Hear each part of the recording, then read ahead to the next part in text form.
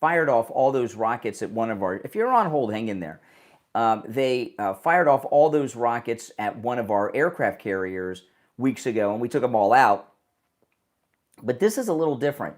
They don't have much left, right? They don't have much left.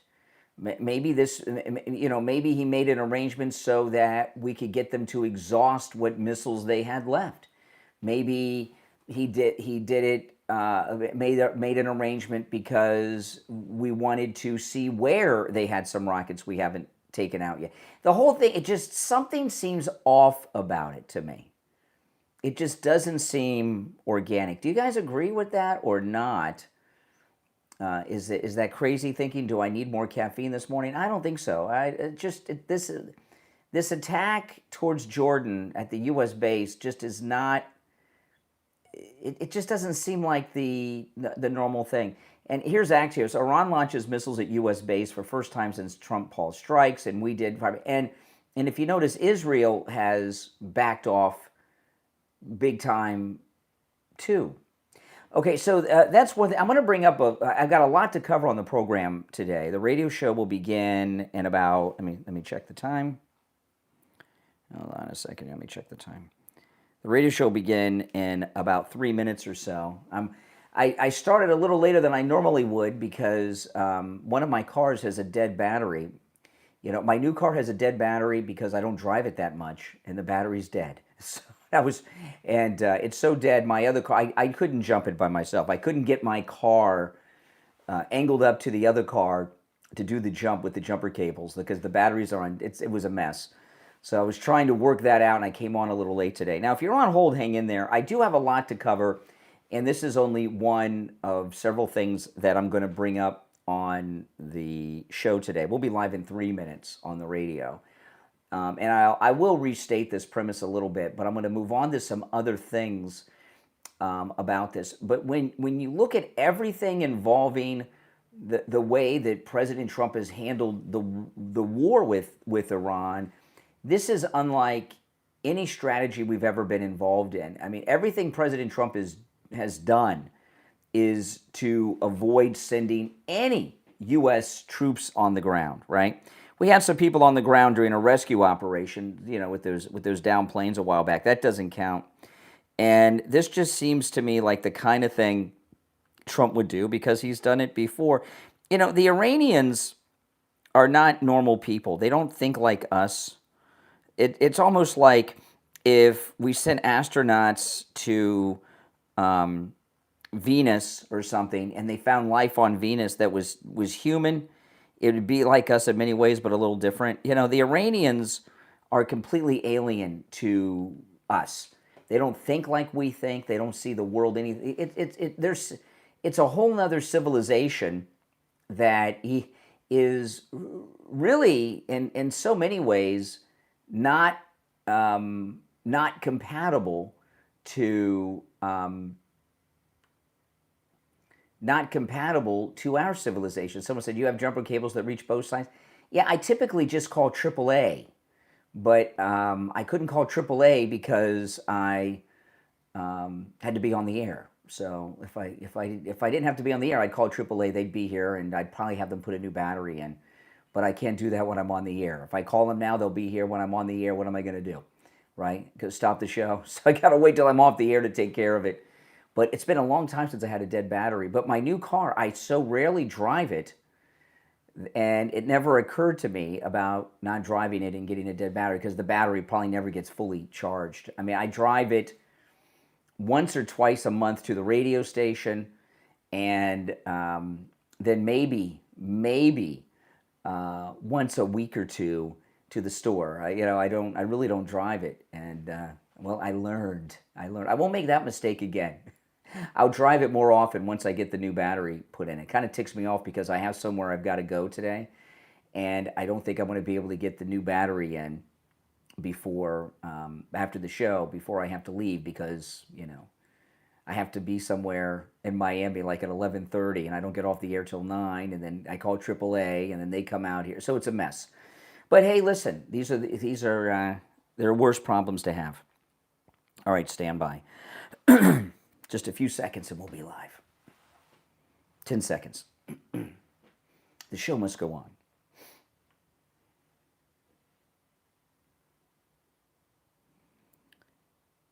Welcome to the program, everyone. My name is Brian Craig. You're listening to Florida's longest-running radio show, The Steve Kane Show, on the radio since 1977. Celebrating 49 years on the radio. We've got a lot to cover today. I'm going to bring up something here in the beginning that I was talking about in the pre-show, and then I'm going to move on to some other topics because I've got a lot to cover on today's show. So I don't want to spend too much time on any one topic here early on because I have so many things to cover. And this has been a very frustrating morning for me already, even though it's only a few minutes after 6. It's a very frustrating morning, which I may tell you about in a bit. You may have seen the story involving the attack on the U.S. base in Jordan by Iran. Iran fired a bunch of rockets at our base in Jordan. We shot them all down, and there's some reports that we fired back on Iran, which we don't have a lot of details on.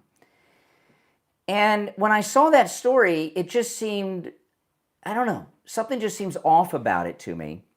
And if you remember, before this combat operation began, there was, President Trump had bombed Iran over the nuclear facility. You remember that? And President Trump had made an agreement, a deal with the Iranians after that. And he did this on 2 occasions. The first one I don't remember, but the second one I remember clearly. And he had President Trump made an arrangement with the Iranians that they could fire towards a U.S. base in Iraq so long as the missiles hit out in the desert where there were no people. Remember that?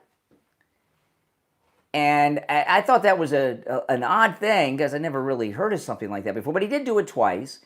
And he did it so that the Iranians could save face with their people, that they're fighting back. They fired off the missiles so their people would see the missiles launching, the rockets launching. And I'm wondering if President Trump has made a similar agreement with Iran with these rockets that we shot down that they said were heading towards this U.S. base in Jordan. How close did they get to the base before we shot them down? I didn't see that in the stories I read. Have any of you heard that? And the reason I ask you this question is because, well, one, President Trump has done this on 2 occasions before with Iran, before this operation, but before. We know that there's a civil war going on amongst the leadership in Iran, between the civilian leadership in the IRGC, the Iranian Revolutionary Guard. The Revolutionary Guard are religious fanatics who want to be martyred, and the civilian government wants to come to an agreement and in the war. So, do you think it's at all possible that that President Trump allowed them to do this? Now, he could have done it for a number of reasons. He could have done it for them a face-saving maneuver. He could have made an arrangement. I'm assuming that we have a lot of people inside the government, by the way, of Iran that are with the CIA and Mossad. I just assume that, right? And the more Iranian government leaders that are taken out, the more of our people would be closer to them, if that's true. So he could have made this arrangement. He's done it before. He could have made this arrangement as a face-saving move for something over there. For them to blow some of their ammo by launching these rockets. Now they don't have the rockets anymore to fire. There's a number of reasons to reveal positions. There's a number of reasons that President Trump could have made such an arrangement, but do you think it is possible? Something just doesn't seem right about it. I'd like to hear your thoughts on this. The number is 888-465-2631, 888-465-2631. You're on the air. What's your name? Where are you calling from? Jeff from Maine, Brian. Hey, Jeff, what's up? I just heard you say what I was going to say. It's very possible it's to give up the location of where their missile sites are. Yeah, it is, yeah. But not only that, Brian, remember what he said, that if you hurt one of our troops, let alone kill them, what I will do back to you is going to be 1,000 times worse. Correct. And so, and if he's allowing them to shoot them to find out where they are and to see what they have, wouldn't that make sense too? Because I think their long-range missiles are gone, aren't they? It seems that way. So my Yeah. my theory isn't crazy. It's possible. No, Yeah. I believe it all. And at the same time, it gives the enemies within Iran to say face like we're still fighting, Yeah. but it doesn't mean anything. Correct. And that they're not going to ever reach our bases. Yep. Trump's not going to allow it to, if there's any chance it would hurt anybody, or let alone hit the base. Yeah, and President Trump has said multiple times this week that they're still talking to the Iranians. See, it doesn't make sense to me. They're talking to the Iranians. We took down all these missiles they fired. President Trump said it would be a bridge and a power plant if they, so yeah, there's just something that's a little off with this to me. So I'm glad to hear really some does. agreement, because sometimes I think, well, maybe I haven't had enough coffee yet. Yeah, I'm waiting for my second cup to brew right now. Yeah, I'm on my like third cup, but you never know, when you doing these things. All right, Jeff, I appreciate the call. Have a good day, Brian. All right, appreciate it. I this morning, it was a very frustrating morning for me because one of my cars, my new car, the battery's dead, and it was pretty frustrating to me this morning. And normally, what I would do, it's my new car, I'd call AAA, but I can't to give me a new battery. Might as well get a new battery, not a jump. But I can't call AAA because I got to be on the air, so I can't do it till I get off the air. But and it was a little frustrating because I think, well, this is a new car. I have hardly any miles on it. What's going on? And I realized I don't drive the car that much. I drive it only a couple times a month, really, and that's what it is. It's just I don't drive the car enough, and the battery never gets fully charged, and it's dead, and it's a little aggravating. So I guess I learned my lesson. If I'm not going to drive the car, I got to be like those guys that have the cars in their warehouse that they collect and have the charger hooked up to the battery all the time. Now I know why they do that. I tell you, it's very frustrating. When you go out to your car and it won't start, it's frustrating, isn't it? Especially when it's a new car. But it made sense, and I was going to try to jump it with my other car, but my cables wouldn't reach. I couldn't get the cars the way they're parked. I couldn't get my other car close enough for the cables to reach. And I said, you know what? I'll just wait till after the show, and I'll call AAA. That's what when you get to be a certain age, you stop changing tires and jumping cars and everything else, right? You call AAA. It's worth it. I love AAA. I'll never probably change a tire again. I could if I had to, but I'm not gonna. Now I have a lot to cover on today's program, not just this. And after the first break, I'm going to get into some new things that I want to cover. But you're welcome to call in about this Iran issue. Did he make some type of agreement with the Iranians here? And is this attack towards the base in Jordan actually a sign that the war is closer to conclusion? And I'd certainly like to hear your thoughts on that. Those of you on hold, hang in there. The number is toll-free, 888-465-2631, 888-465-2631. It's a toll-free call, no matter where you are listening. I want to talk about to those of you out there that are suffering from neuropathy or have a family member who are suffering from neuropathy. You want to call Lighthouse Medical. We found Lighthouse Medical out of necessity because Steve had neuropathy pretty bad, and I thought he had advanced neuropathy, but actually he was kind of in the middle of it, like the middle phase, because when I was over at Lighthouse Medical a few weeks ago, and I met some of our listeners that that are over there for the neuropathy treatment that had very advanced neuropathy. I didn't realize how bad neuropathy gets. It does, and it only gets worse unless it's treated at Lighthouse Medical. And I've met many listeners who have gone to Lighthouse Medical and have been rid of their neuropathy. Okay, some of them go on our cruises. And it's always the same story. I wouldn't be here if I'd have to be home in bed suffering. I wouldn't be able to be on this cruise. I wouldn't be able to be here at Wings Plus meeting you if I had not gone to Lighthouse Medical Center. Their treatment for neuropathy works, and it lasts. Steve had his treatment like 4 years ago, and his neuropathy has not returned. And I have similar stories from listeners I've met as well. The consultation's free. If you mention you heard about them on the Steve Kane Show, give Lighthouse Medical Center a call. Now, if you have a family member that is suffering from neuropathy, Call, make the appointment, and take them. You know, sometimes people are suffering with neuropathy so much they can't even make a phone call, not to mention drive themselves to an appointment. The number is 754-222-6642. 754-222-6642. And online, lighthousemedicalcenter.com. All right, we'll take our first break of this Wednesday morning. My name is Brian Craig. It's the Steve Kane Show. Back with more after this break.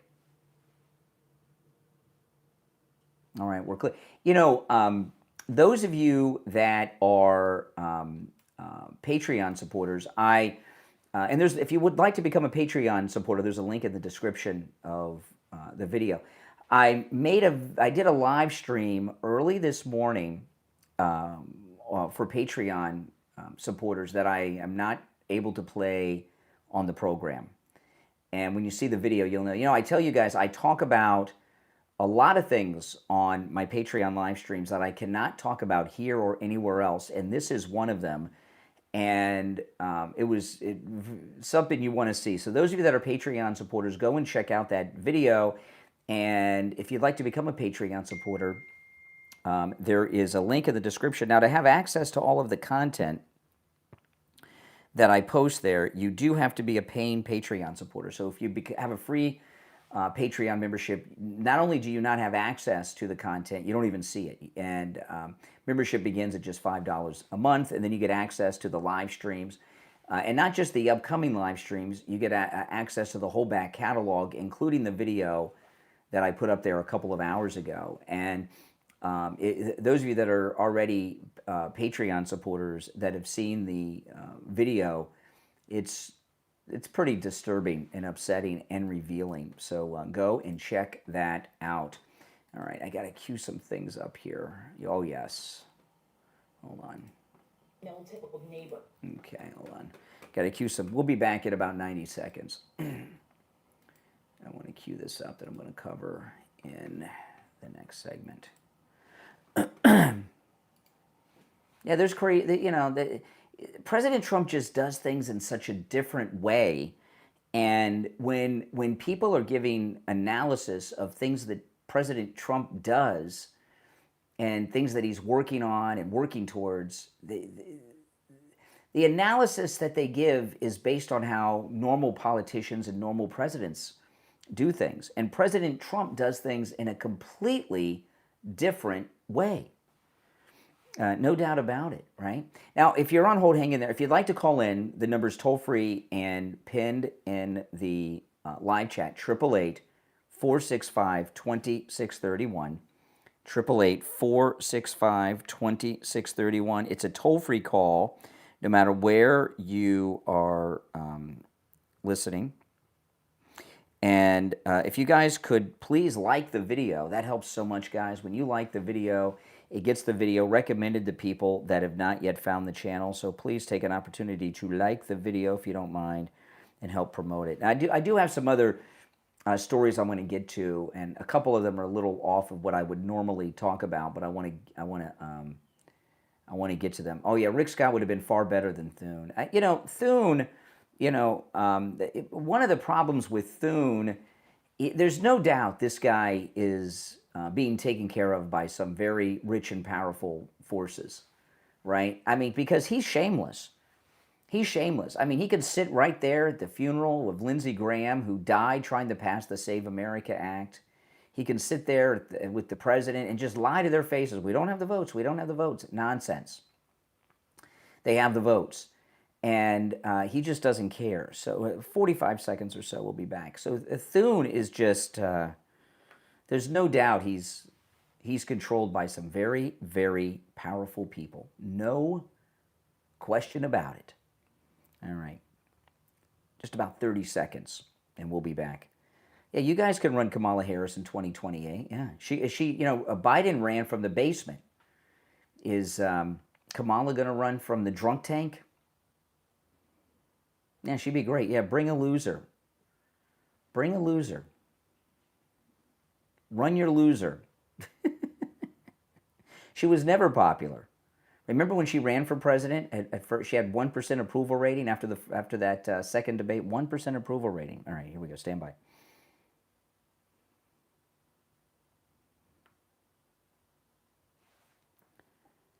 You're on the air. What's your name? Where are you calling from? Hey there, Brian. I'm Andre. I'm from Arizona. Hey, Arizona. What's up? Nothing much. I'm just scrolling through the YouTubes, and I found your Yes. live, and I was like, screw it, let me call. Why Oh, not? okay. Well, you're here. Yeah. Do you have something to say? Do I have anything to say? I don't know. I just... Well, you just called. the number. You called. So you called me, right? Uh-huh. So if you call someone, you have some, typically you have something to say. That's why you pick up the phone and call, right? Gotcha. Yeah, I understand that. Okay. But I don't know. Maybe, is there anything you want to talk about? No, nothing. I tell you what. Listen to the show, and then when you find something that interests you, then you call. I just don't. This isn't a pitch meeting where people call in and I just say, well, what do you think about this? Okay, what about this? And then you pick your favorite, and then we have a discussion. That's not how it works. I understand. Alrighty. What are you doing? What are you doing up so early in Arizona? Are you still up late? I'm just doom scrolling, watching Doom YouTube. scrolling, watching YouTube. Okay, hey, listen, there's worse things you could be watching. Stay on me. All right, you take care. Oh my goodness, it's a new world, guys. It's a new world. Now, I wanted to share. This is an issue. I wanted to bring this up the other day, and I didn't. In Florida, over 80% of us. Well, let me take another call or two. Maybe we can elevate the quality of the call, which again is not saying much based on the last call. You're on the air. What's your name? Where are you calling from? Yeah, my name is Chris. I'm over in Pennsylvania. All right. Outside of Harrisburg. All right, Chris in Pennsylvania. Trump's an idiot. Did you say the president's an idiot? No. Yeah, I did. Yeah, we voted for, border wall, mass deportations, a balanced budget, and we haven't gotten any of that. The mass deportations, most of them are self-deported. The border wall is going extremely slow. I'm not going to take up all your time. I'm not one of those guys. Well, no, slow down for a second. You said, excuse me. What are we doing? Excuse me. This we, like you're a big Trump voter. Give me a break. Like you voted for Trump.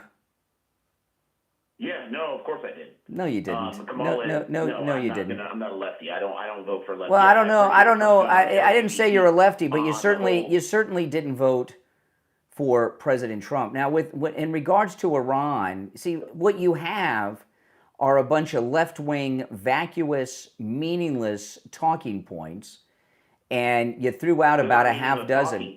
Yeah, what you said about Iran. You said we voted, like you're MAGA.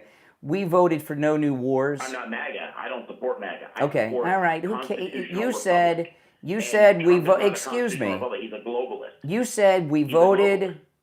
You said we voted for no new wars, right? That's not true. Yeah, my family. We voted for balanced budget. No. We voted now again. This may be. Excuse me. Now, I may be talking to somebody on the phone. You who has a condition. Do you have like OCD? Do you have a difficult time focusing? No. See, now you're going on personal attack because I'm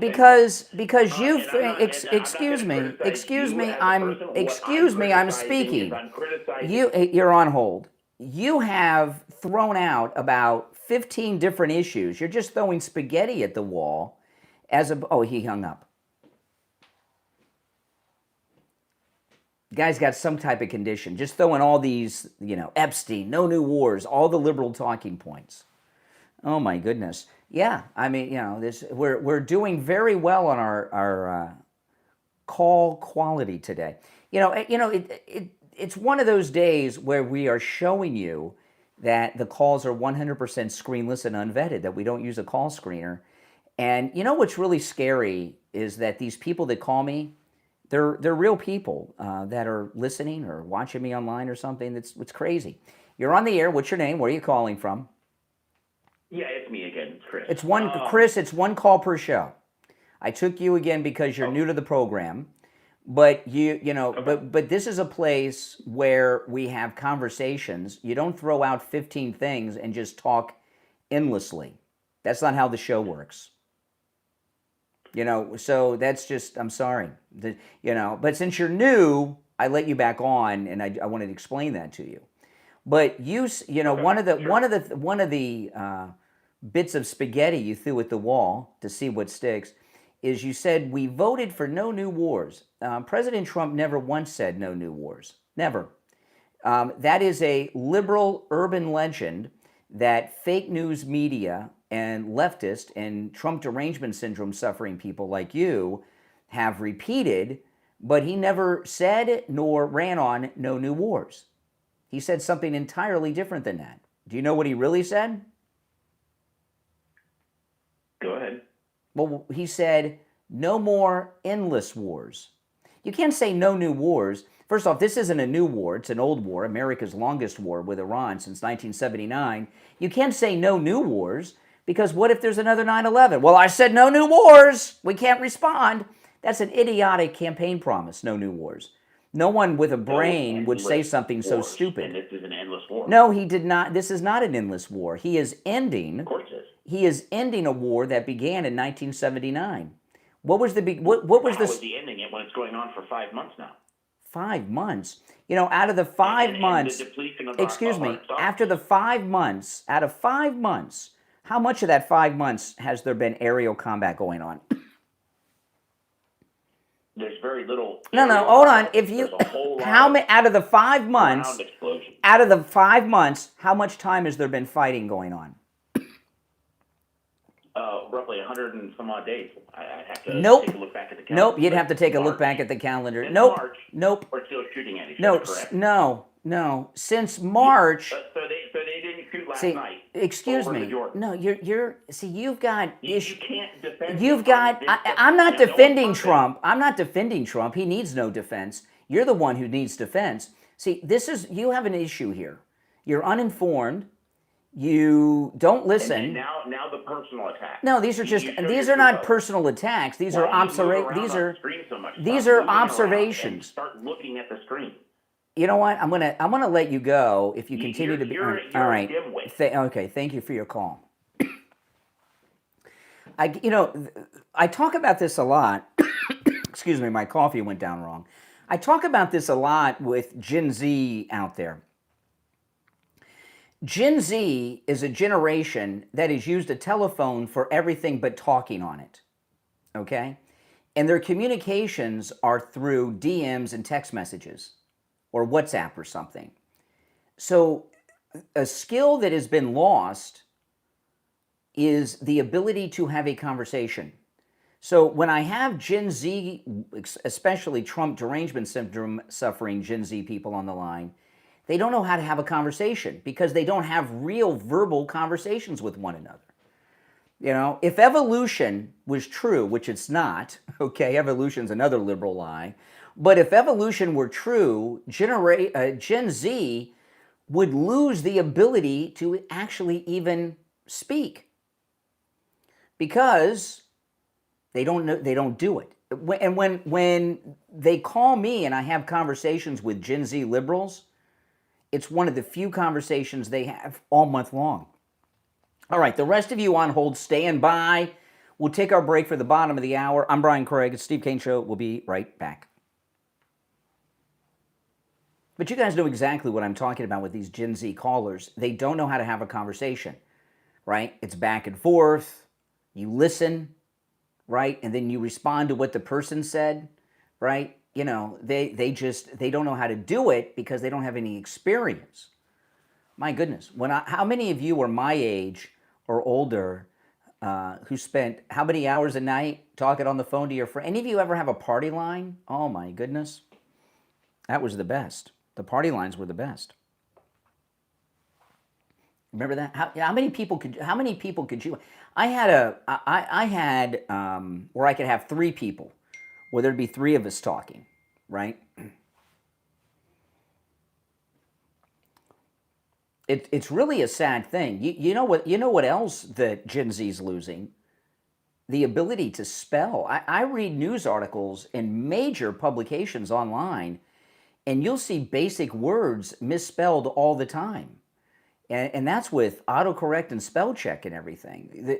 Gen Z is the first American generation dumber than the generation before. Think about that, because there was a time, like when my oldest grandparent was born in 1899, okay? And he was in his 50s when my mother was born. He was born in 1899. What was the literacy rate in 1899? Around the country, it's pretty low. But over the course of the 20th century, the literacy rate increased. At its peak, I wouldn't say we ever had 100% literacy, but we had to be in the 90 percentile with the literacy rate in the country. And I bet you that the literacy rate right now is at its lowest rate in this country in about 100 years. Because Gen Z, they can't speak, they can't even write in cursive, so they're losing the ability to do very basic things that make people civilized, right? Can't write in cursive, can't have a conversation, a verbal conversation, cannot spell. Yeah, it's really, the internet was supposed to make people smarter, more informed, better educated, and it's really had the opposite effect, and we're seeing that with Gen Z, and you can tell, like the last caller, he just couldn't handle it. All right, if you're on hold, hang in there. There's a lot of people on hold, but those of you that are new, it's one call per show. Okay, you can call me every day, but it's one call per show. But do any of you agree with my assessment of Gen Z? They are the first generation to be dumber than the generation before them in the United States. No question about it. I can't speak for the other countries, but yeah. It's true, and a lot of it has to do with the internet and everything else, but also that the education system in so many parts of our country isn't about educating, reading, writing, arithmetic. It's about critical race theory and transgenderism and all that stuff. A 1619 project. It is sad. It is sad, and that's why we need to promote literacy. Like I'm reading this book now. My cat took a bite out of the cover. Reading this great book on D-Day. I don't have time to read during the week too much, but I'll read it, read on the weekends. But yeah, they don't read, they can't speak, they can't have a conversation. 15 seconds and we'll be back. We're still in radio station break. 10 seconds.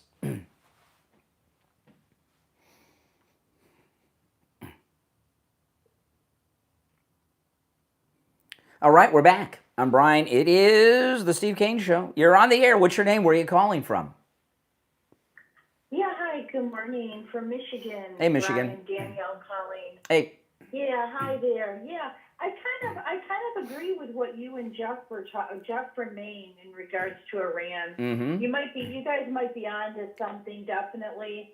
I really feel, obviously, that our great president is, like 5, 6, 7 steps ahead of everybody. Always. And our great military too. So we just have to trust in what they're doing. You've had some real humdingers as far as callers, and well, at least I have listeners. I mean, it could be worse. It could be worse. It could be like the Kaufman show. Yeah, but sometimes we have to kind of step back and realize that these people and what they're listening to, Brian, and the lies that the media is putting out. Well, what I was talking about, Michigan, was this. Okay, and I was when you hear these Gen Z liberals call in, they think they're very smart, but they're not. And Gen Z is the first American generation to be less educated and dumber than the generation before. They cannot have a conversation because they just don't have that. They don't do it, right? Everything's done through typing on some platform. They can't write in cursive. Yeah. I mean, cursive is like they can't write or read cursive. and they can't spell. They don't read books. It's a sad generation. We're devolving. Yeah, I'm going to tell you, my son is totally the opposite, though. Thank goodness. Well, there's I'm always proud of him. exceptions. There's always 23. exceptions. Yeah, he's a great, smart kid. But let me say that, this guy wants to say that we started a new war. No, we didn't start a new war. We're ending something that's been going on for decades. 50 and years. Like I said, these people It's a really, 50-year war. Yeah, they need to really listen to something that's going to teach them and inform them of the truth. Mm-hmm. The media lies to the people, and people need That's to true. wake Well, listen, up. I appreciate the call, Wake up. and I appreciate the call. It's nice to talk to someone who can speak. All right, let's go. You're on the air. What's your name? Where are you calling from? Good morning, Brian. It's Sydney, Tennessee. Hey, Tennessee. What's on your mind? The Iran issue. Mm-hmm. This last tragedy that happened with the soldiers' lives over there at the base. After that happened, I don't know if anyone else noticed it or not, but when Trump said, he made a comment after that and said, well, that's what happens when someone else does the job. Mm-hmm. And, with the interception issue of the missile getting through, Mm-hmm. I believe someone else maybe we were relying on Kuwait over there to. Yeah, I can't remember which country he referenced it. I can't remember which country it was offhand. Was it Kuwait? Kuwait. It was Kuwait. That their missile defense system failed. Yeah. Mm-hmm. Yeah. So this time, I guess we just we couldn't trust them to help us out. Yeah, that's true. You got to do it yourself. We did it ourselves, and we were successful in shooting every one of them down. Yeah, you can't delegate. No. Plus, the Kuwaitis, being a Muslim country, they could have people there that are sympathetic to Iran, right? Yeah, that's the problem. So it may not be incompetence. It could be by design. It could be sabotage from within. Well, that's what I thought too. Mm-hmm. And I don't really want anyone else helping us out anymore. Well, we can't go at it alone. You need help. You need allies, and it's always good to have friends, right? And also, someone was talking about the other day, possibilities of what we can do, and why don't we let Israel go in with a lot of ground troops? You don't want Israel to. First off, you don't want a ground war. And the liberals would love nothing more than to send Israeli troops because they know how that would enrage everybody. We have a lot of Muslim nations on our side, but they still hate Jews, right? And the left are desperate to get a ground war going because this war is going so well. The loss of life has been so low. They want a ground war because the left and the Never Trumpers want people to get killed for political purposes. Well, I definitely don't want us on the ground over there. I don't want anybody on the Someone ground. just brought that up. Yeah. No. All right. Hey, listen, I appreciate the call. You made some good points. All right, let's go. You're on the air. What's your name? Where are you calling from? You're on the air. Once, twice. All right. You missed your chance. All right, let's go. You're on the air. What's your name? Where are you calling from? Yeah, hey, Brian. This morning, Oh, here we go again. agree with you. Yeah. You agree? I agree with you. Younger generation is stupid. Yes. Okay. Well, appreciate it. Yeah. Okay. Well, on that point of agreement. All right. You're on the air. What's your name? Where are you calling from? Oh, this is Brian from Virginia. All right, Virginia. I heard you talking about Gen Z, and I'm actually a Gen Z conservative, one of the few ones. Yeah. And I thought maybe it's not necessarily that Gen Z is stupid. It's maybe that society and how it's organized is just not conducive for us. Really? What's not conducive about American society to Gen Z? I wouldn't say it's necessarily American society, but I would say it is more. Well, give an example. What is not conducive about society for Gen Z? I would say something, for example, the dating market. The dating market is absolutely appalling. Well, it's tough when half the generation are gay. The other half, a big chunk of them are trans. I mean, the pool you have to choose from if you're a heterosexual is difficult. Absolutely. Yeah, you don't have a lot to choose from. And also things like, job market. I mean, it's pretty good, but in some rural areas, it's pretty bad.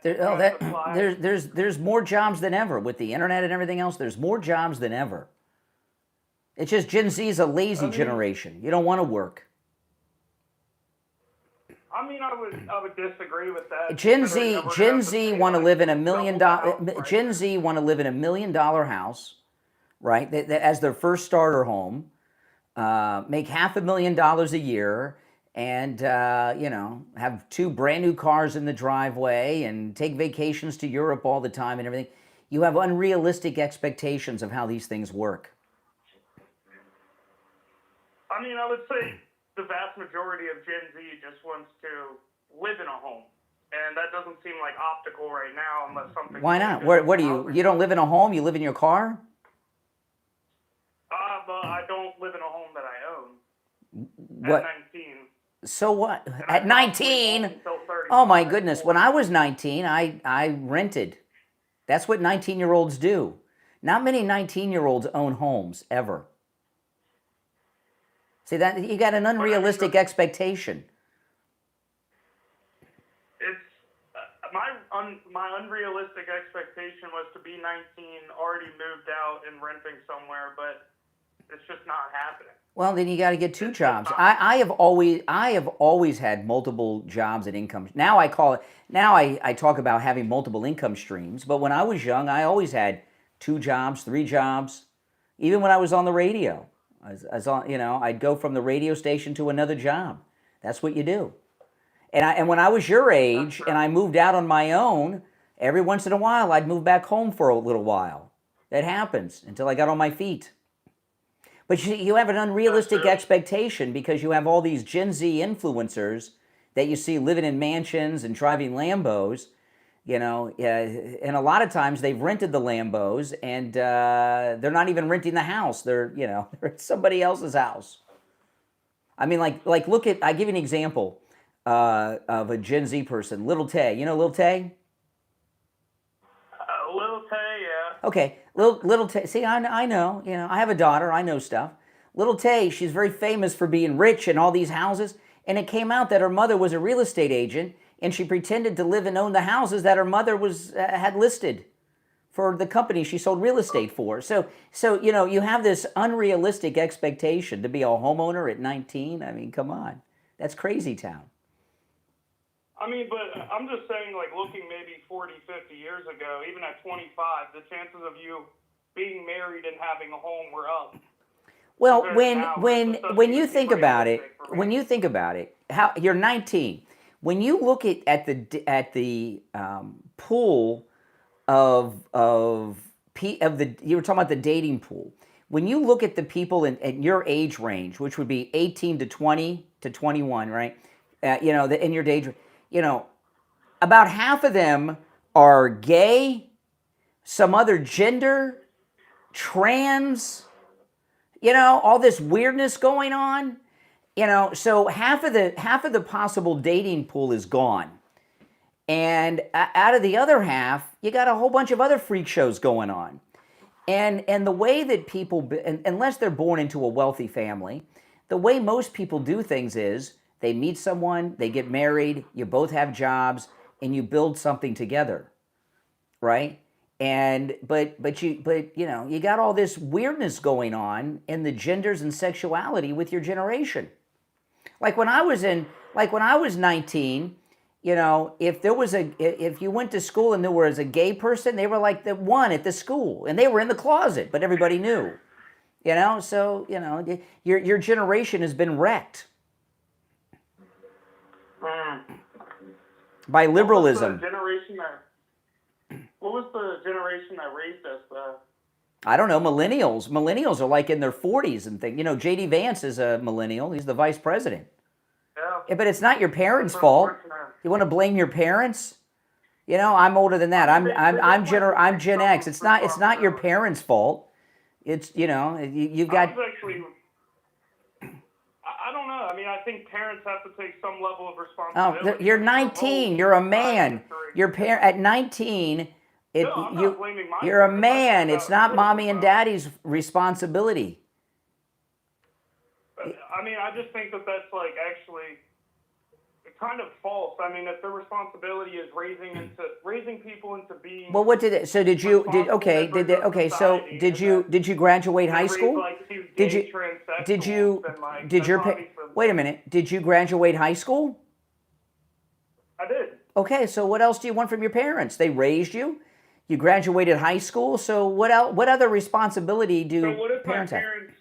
What if my parents raised me and beat me every day of my life? Did they? Were you abused your whole life? You just said though that I graduated and I was raised. Well, were you abused? Were you abused? Did you? Oh, okay. So okay. So what are you complaining about? But still, I mean, neglecting parenthood as a. Oh, please. Like you know, if most people, there are very few perfect parents. People have issues with their parents. That's a cop out. I agree. Butch up. Yeah. Butch up. Get a second job. Do you have a job or are you in college? Which is it? Oh no, I have a job going to college. Yeah. Okay, that's awesome. Well, good. What are you studying in college? Actually, poli-sci. Oh my! What are you going to do with that? Well, I've been working locally in my area as like a political strategist. A political strategist. Influencing. Yeah. And you want to be an influencer? No. I'd rather. I want to work with strategy organizations in DC. Oh my goodness! What do you think? You're David Hogg or something? Yeah, that's. Better. Well, that's not saying much, right? Because David Hogg's a creep. But you know, the thing about that's a strange goal you have. Are you with Turning Point or something? No, not with Turning Point. I actually don't like Turning Point. Why not? In my area, at least. They don't do anything. They'll sit around and be like, "Oh, this generation sucks," you know, like. You got a loser chapter. Yeah. Yeah, but then they won't, like, you know, go out and do anything. A degree in political science is useless. What year of college are you in? What year of college? I'm just starting. Oh, okay. Oh, so you don't even have a major yet. You did the first 2 years is like high school. You're taking like biology and algebra and English 1101. You need to think of a new major that has practical applications. Because a bachelor's degree in political science is useless. You might as well major in basket weaving. You would do better because you could make baskets, and that's a skill, and sell them. See, this is part of the problem. You know, people go to college and they get degrees that are garbage. Okay, that are useless. A degree in women's studies, political science. You know, I mean, if you were planning on going to law school, maybe an undergrad in political science would make sense or something, maybe. But that's a useless degree. It's a waste of time. It's a waste of money, and be prepared for a life of working at the Old Navy.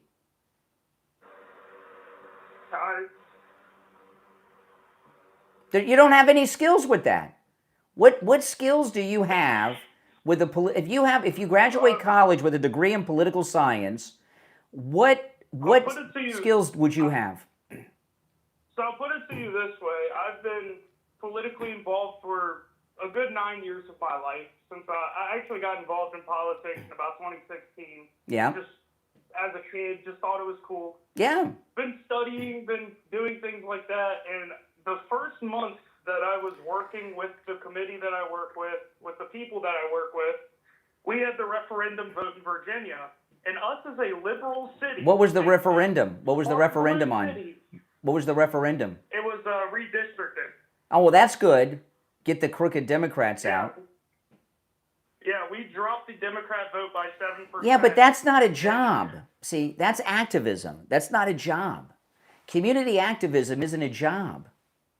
You did good. You did something But good. you can turn that into a job easily. Good luck. I don't care if I go into debt as long as I'm able to make an impact historically. Really? You don't care if you go into debt? Yeah. Oh, yeah, that's what you say now. I mean, if I go into debt by $100K, whatever, you can pay that off. I care much more about just providing for the country. Okay. Thomas Jefferson died millions of dollars in debt. Nobody talks about it. Thomas Jefferson was one of the richest men in America. When he was president and before and even after his death, right? I mean, he was one of the richest men in the country. Debt's not always a bad thing, but he had a lot of property. He had slaves. He had an estate. He had a lot of assets. You don't have any assets. No, not at all. I know you probably think I'm a jerk, but I would hope your parents would tell you not to major in political science unless you're going to go to law school or something. Yeah, I mean, I'm actually the first person in my family to go to college. Well, that's awesome. That's a good thing. So get a degree that has real world applications so that you can be not only the first person with a degree, but maybe make more than anybody in your family has ever made, right? Become an accountant. Yeah. Become an attorney. You don't want to be a community activist. You'll be poor. Yeah. You'll be poor. All right, I got to run. I'm very late for the break. Take care. We'll be right back. I don't want to be too hard on the guy, but, what do you guys think? Was I too hard on him? Oh, my goodness. All right, if you're on hold, hang in there. We'll be right back.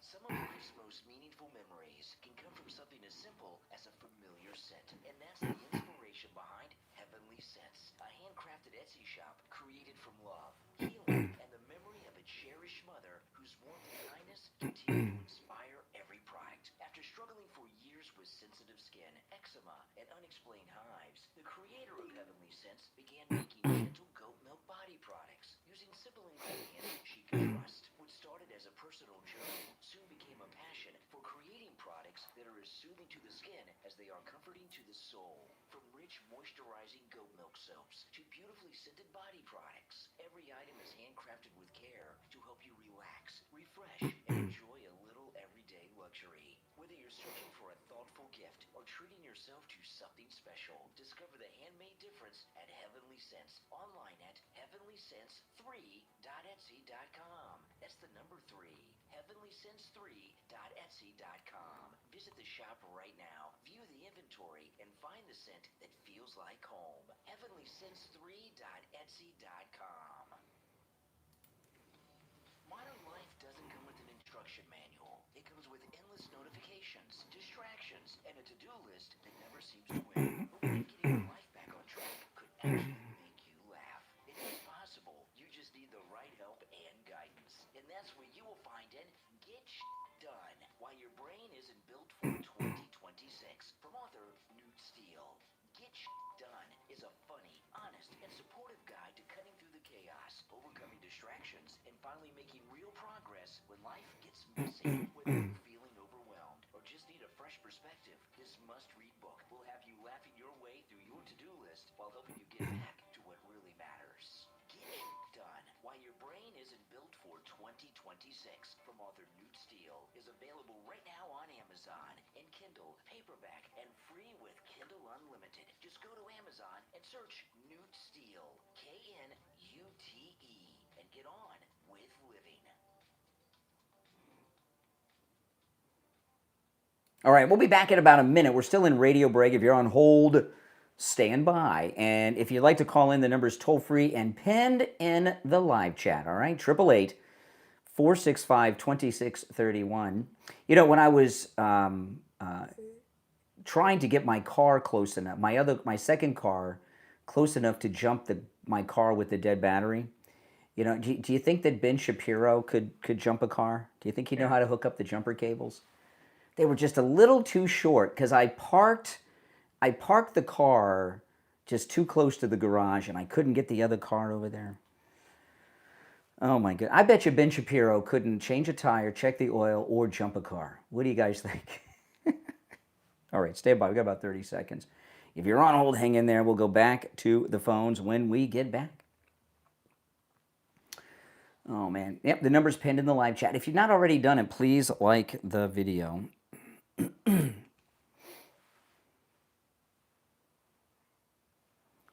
Oh boy, here we go.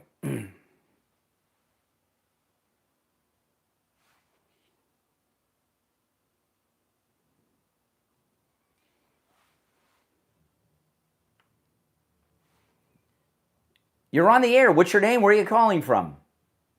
Good morning, Doc. Hey, Doc. What's up? Morning, Doc from Texas. Yeah, Doc from Texas. What's up?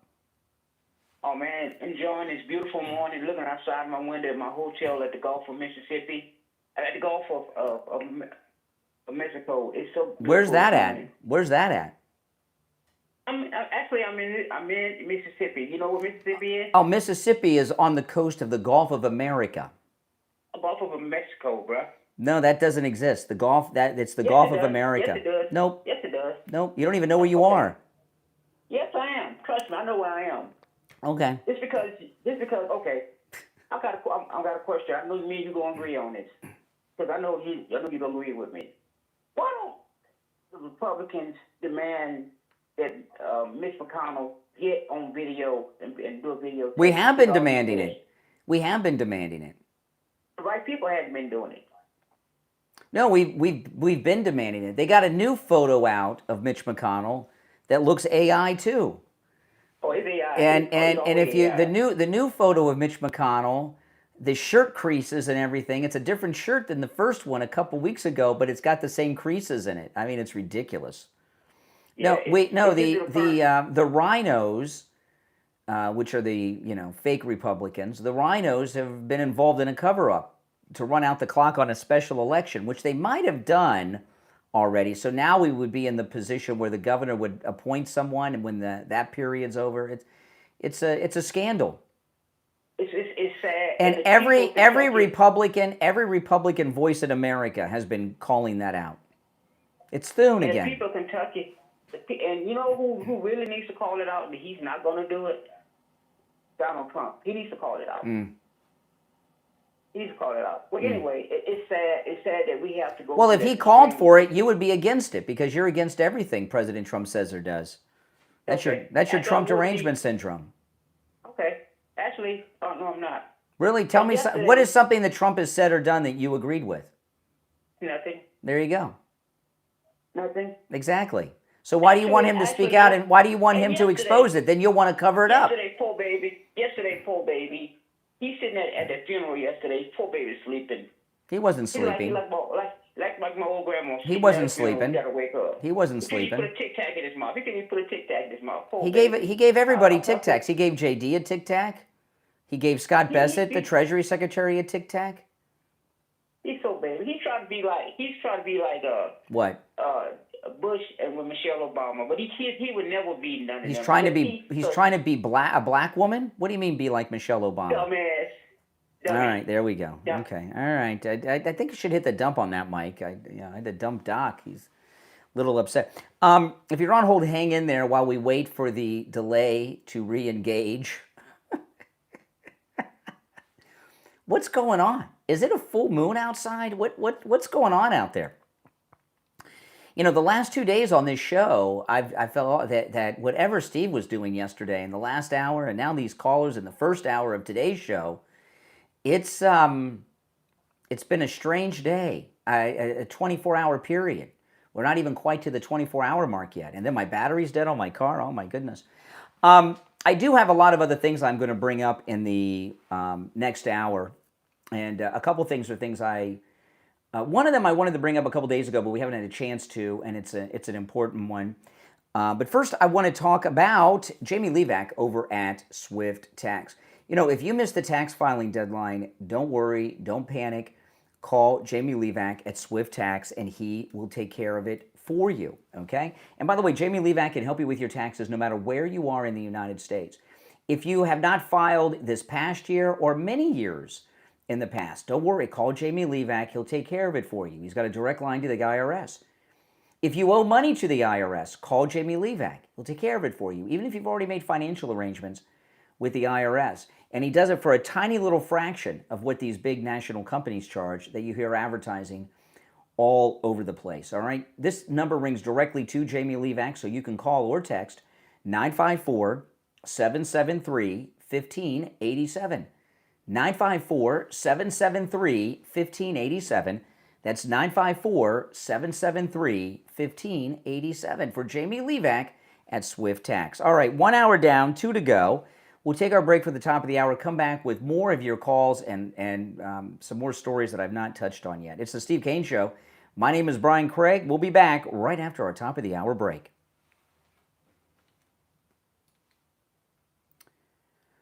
Boy, oh boy, I tell you, these callers today, that was a strange hour. If you're on hold, stand by, all right? We'll take some more calls after the break.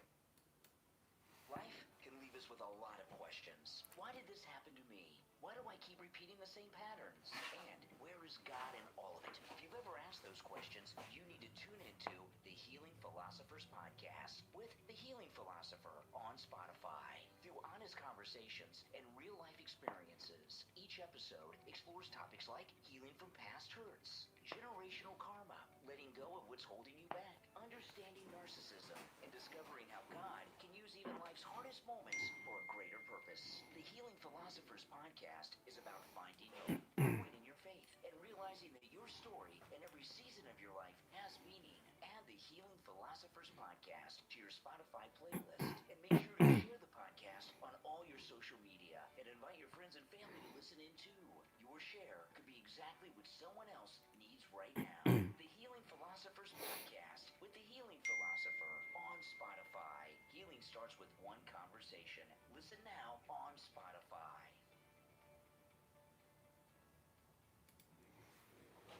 Our world is filled with confusion, deception, and uncertainty. Where can you turn for the truth? Bible Prophecy and Truth is a Christ-centered ministry dedicated to proclaiming the gospel of the Lord Jesus Christ and shining the light of God's Word into a world darkened by deception. Discover powerful videos and explain what the Bible says about salvation and what you must do to be saved. Explore fascinating teachings on Bible prophecy, the rapture. There's also an in-depth creation versus evolution study that will strengthen your faith and deepen your understanding of Scripture. And that's just the beginning. Whether you're a lifelong believer, a new Christian, or simply searching for answers, Bible Prophecy and Truth offers biblical teaching rooted in God's truth. Visit videos.prophecyandtruth.com. That's videos.prophecyandtruth.com and discover the truth, strengthen your faith, and grow closer to Jesus Christ. Videos.prophecyandtruth.com. All right, we're still in radio break. We'll be back shortly. So if you're on hold, stand by. I will go to the phones when we get back from the break. And if you'd like to call in, the number's toll-free and pinned in the live chat. Remember, all the calls are totally screenless and unvetted. When you call in, no one answers the phone. I just put you on hold. And I don't know who's on hold until you hear me say, what's your name? Where are you calling from? And then you tell me. Then I know. All right? So, and I'll take the calls to the best of my ability in the order in which they were received. All right? Oh, boy, I tell you. 888-465-2631 is the number. 888-465-2631. We'll be back from the break in about 90 seconds. Oh, man, I tell you. What a day it has been the last 24 hours, I'll tell you. It's been something. Did you guys catch Lindsey Graham's funeral? That was really... I can't believe Lindsey Graham's gone. Really, I can't. It's hard to believe, isn't it? It's hard to believe. I miss him already. You know, he was a good guy. Okay, about a minute and we'll be back. And I will go to the phones. Actually, less than a minute. I thought President Trump's eulogy was very good. I thought it was very good. Very good. Sean Hannity's... Sean Hannity eulogized himself. It was so strange. He just talked about himself in his show, and how many times did he say Fox News Channel? Crazy. It's like he was doing a commercial because they knew it was being broadcast. It's like he was broadcasting figuring. I'll share this on the air. Hold on, 10 seconds.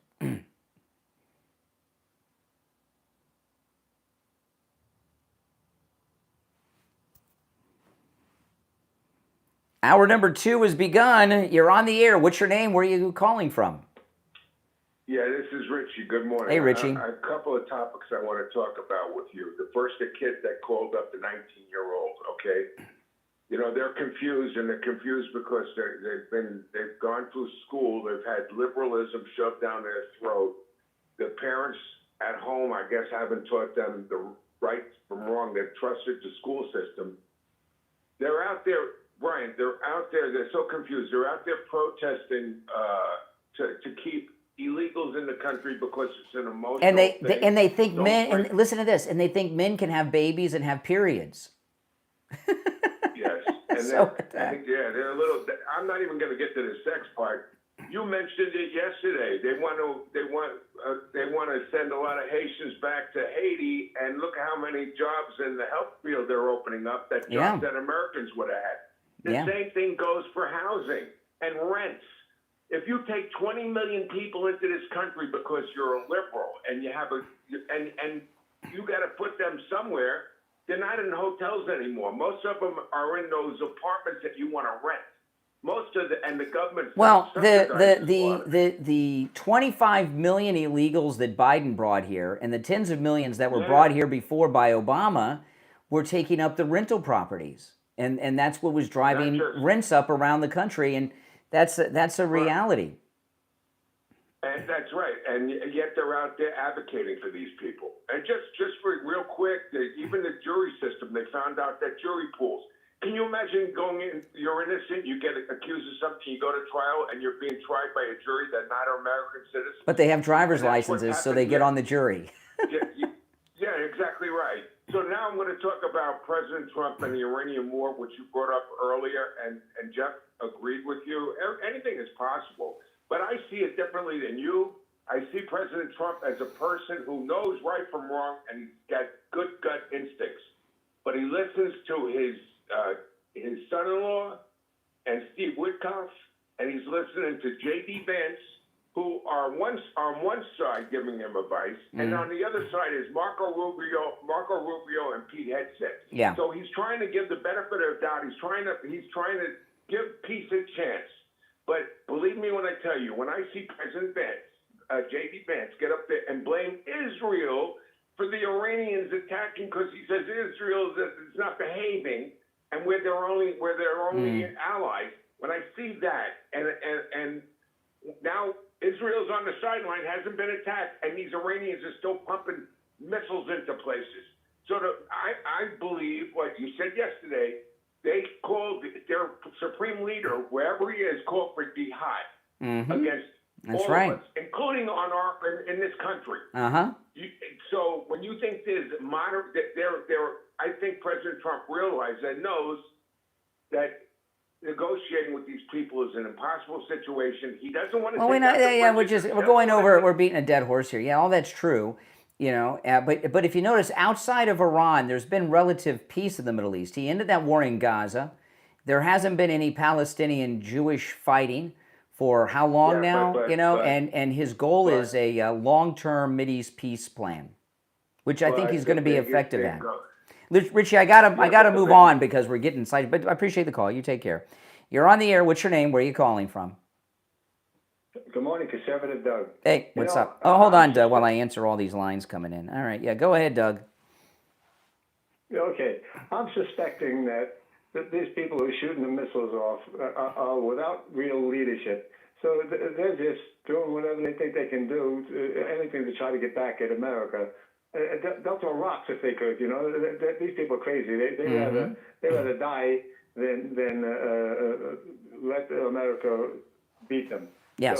So, until we get real leadership in there and a new government, if they can find a missile someplace laying around that they can shoot off, I think that keeps shooting no matter what, how long. Yeah. But hopefully we'll get some sort of resolution pretty soon. Well, I think we've gotten it. I mean, if you look at the situation with Iran, they're really in check in more ways than people realize.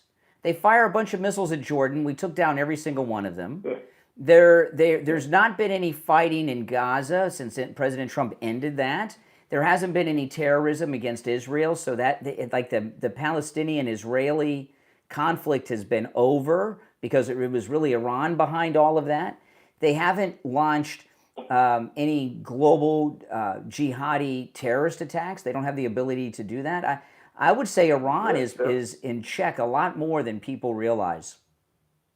Oh, yeah. No doubt about it. But there's always a couple of those damn God guys that are out of their mind and just refuse to, like I said, they'd rather die than quit. And until they get told by their superior leaders to stop, I think they're going to keep going. And, this will keep going on. We'll have this aggravation. That's true.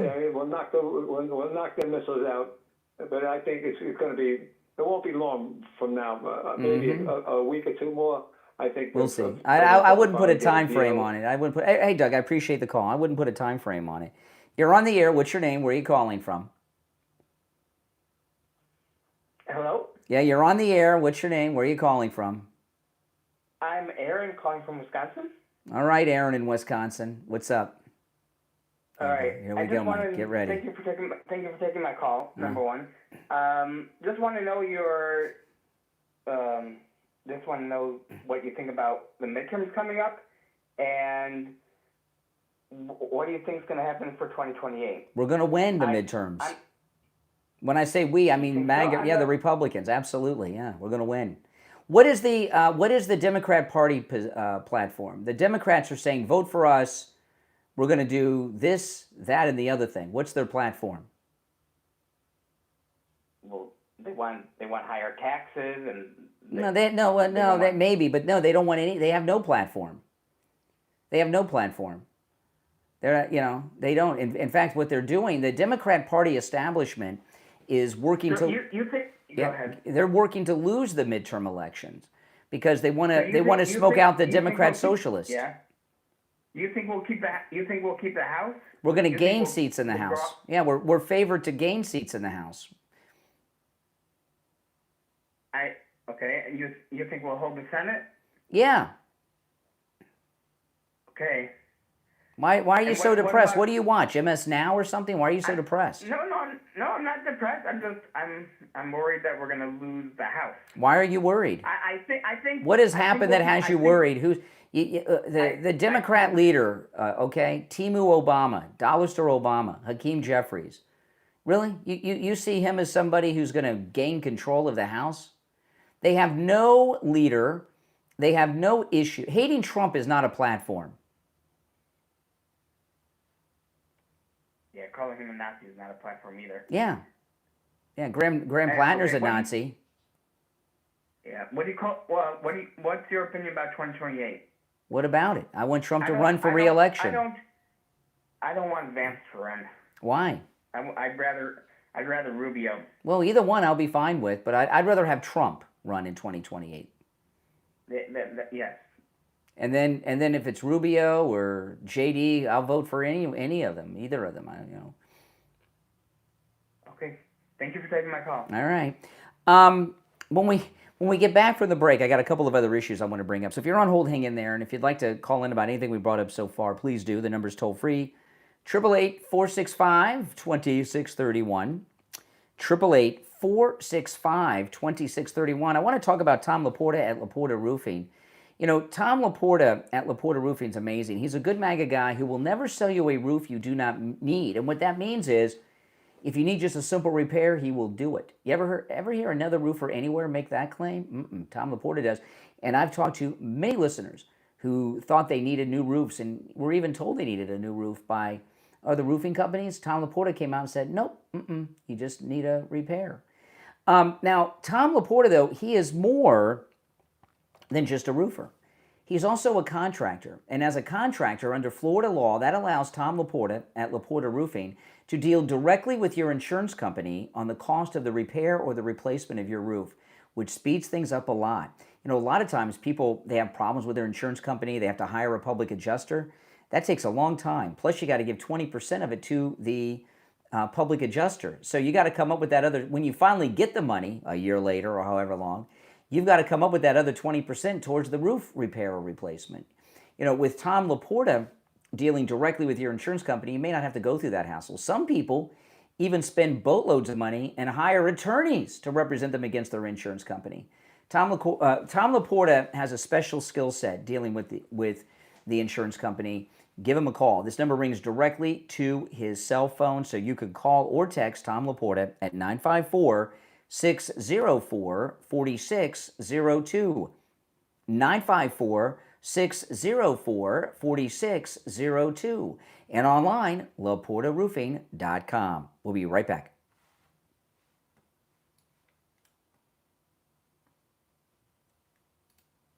Some towns never forget, and some ghosts never leave. From author Alex Giles comes your next must-read book, The Ghost of Port St. Joe, a ghost story of the Florida coast. Along Florida's forgotten coast lies Port St. Joe. It's a town where a tragic past refuses to stay buried. When Alex discovers a mysterious gold locket, he awakens spirits trapped for nearly 2 centuries and uncovers a love story that death could never end. If you love Southern Gothic suspense, haunted history, unforgettable characters, and chilling mysteries, The Ghost of Port St. Joe will keep you turning pages late into the night. Order your copy right now on Amazon in Kindle, paperback, and hardcover edition, as well as Barnes & Noble, Apple Books, Smashwords, Kobo, and learn more on the author's website, alex-giles.com.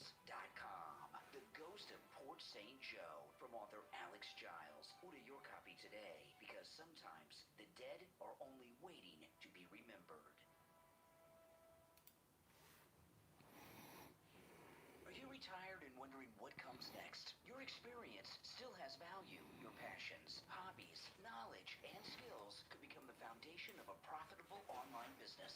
At retirementprogram.org, you'll discover a practical internet marketing strategy designed to help everyday people just like you create additional income from what they already know. With retirementprogram.org, you'll learn how to build your very first website, even with no programming experience. Discover the basics of getting your website found on Google. Learn to attract targeted visitors and turn that traffic into revenue. This free step-by-step guide explains how to choose a topic, create useful content, improve your search rankings, and explore proven ways to make money online. Retirementprogram.org isn't about getting rich overnight. It's about investing a little time each week to build something that can grow over time and provide an additional source of income during your retirement. Your dream career may not be behind you. It could be just beginning. Visit retirementprogram.org today and get your free guide, and share the link on all your social media so your retired friends can join in too. That's retirementprogram.org. All right, we got about 90 seconds till we're back from the radio break. If you're on hold, stand by. If you'd like to call in, the number's toll-free and pinned in the live chat, 888-465-2631, 888-465-2631. And if you've not already done it, please like the video, if you don't mind. Now, those of you that are Medicare recipients, call Chapter. It's completely free. It costs you nothing. Let them review your Medicare policy. They cover every state. And make sure that you have the right policy for your needs, and if you're paying money, that you're not paying too much. 805-754-3033. 805-754-3033. You'll speak with a licensed medical advisor. It will cost you nothing, and they have access to all of the over 25,000 Medicare plans out there, okay? And if the plan you have is right for you, they'll tell you, all right? 805-754-3033. 805-754-3033 for Chapter. All right, we got about 30 seconds, guys. We'll be back.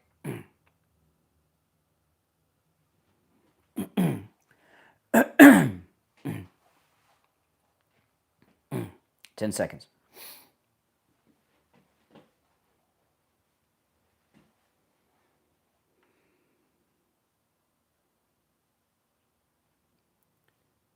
Welcome back, everyone. I'm Brian Craig. This is the Steve Kane Show, Florida's longest running radio show. Calls on hold, stand by. There's a couple of stories I want to touch on that are unrelated to what I've talked about so far, but I want to discuss them a little bit.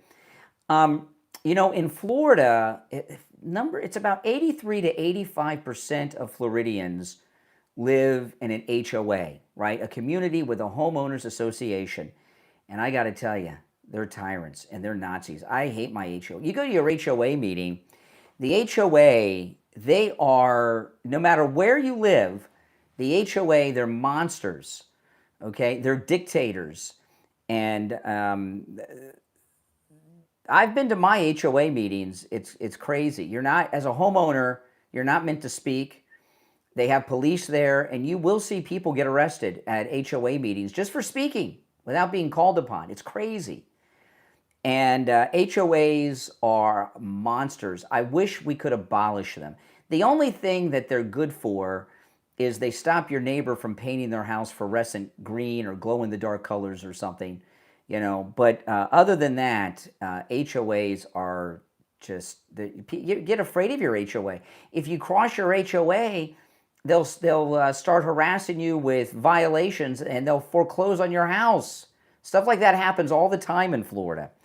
And believe me, most Floridians have an HOA story.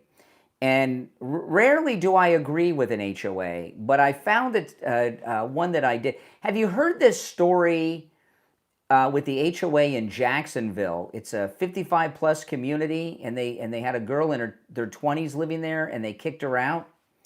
Let me show. This is local news out of Jacksonville covering this story. Now, hold on. Let me cue it up. I want to just share this with you, and then we'll talk about it. And I'm curious to hear your thoughts on this. Okay, hold on. 55 homeowners will have to pay. Okay, there we go. Today, this is the Oakland neighborhood where 155 homeowners will have to pay a $1,000 special assessment to sue their 28-year-old neighbor. That's Bethany Michelle. She inherited a home after her father passed away, and today we are hearing from some neighbors who agree with getting her out. It's really not about this young lady. It's about enforcing the age requirements across the board. They have the right to choose to live in an HOA, and they bought into an HOA where it's 55 and above. I mean, yeah, there are some younger folks like me that live in here, and that's fine because I live with somebody that's over 55. Okay, now, you know, this thing with the over 55 in the HOAs, this may be the first time I've ever agreed with an HOA. Because my wife and I, we're not planning on selling our house or moving or anything, but we've talked about it, and we've told each other that, you know, when we move, we will, if we ever buy a new house, we'll move from here into a 55-plus community. And the reason you do that is because, and you start to notice this as you grow older, is the younger generation, they're doing things you don't want to have around your house. Right? Music, kids, all these things. All these things.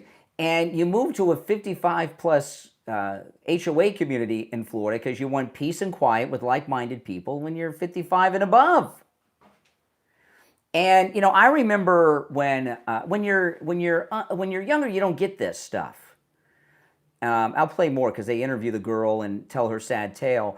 But, like, I remember once, when I was about 21, 22, I flew to Puerto Rico. We've been there a few times on our MAGA cruises, but I flew to Puerto Rico when I was like 21, 22, and I was staying at this nice resort, and to go to the club, they had this very popular club at the resort next door on the island in San Juan, and I couldn't get in because you had to be 25, and I was so ticked off, I couldn't understand that until I was 25, and then I began to understand. You don't want 21-year-old kids. You know, so you understand as you grow older, but let me get back to this.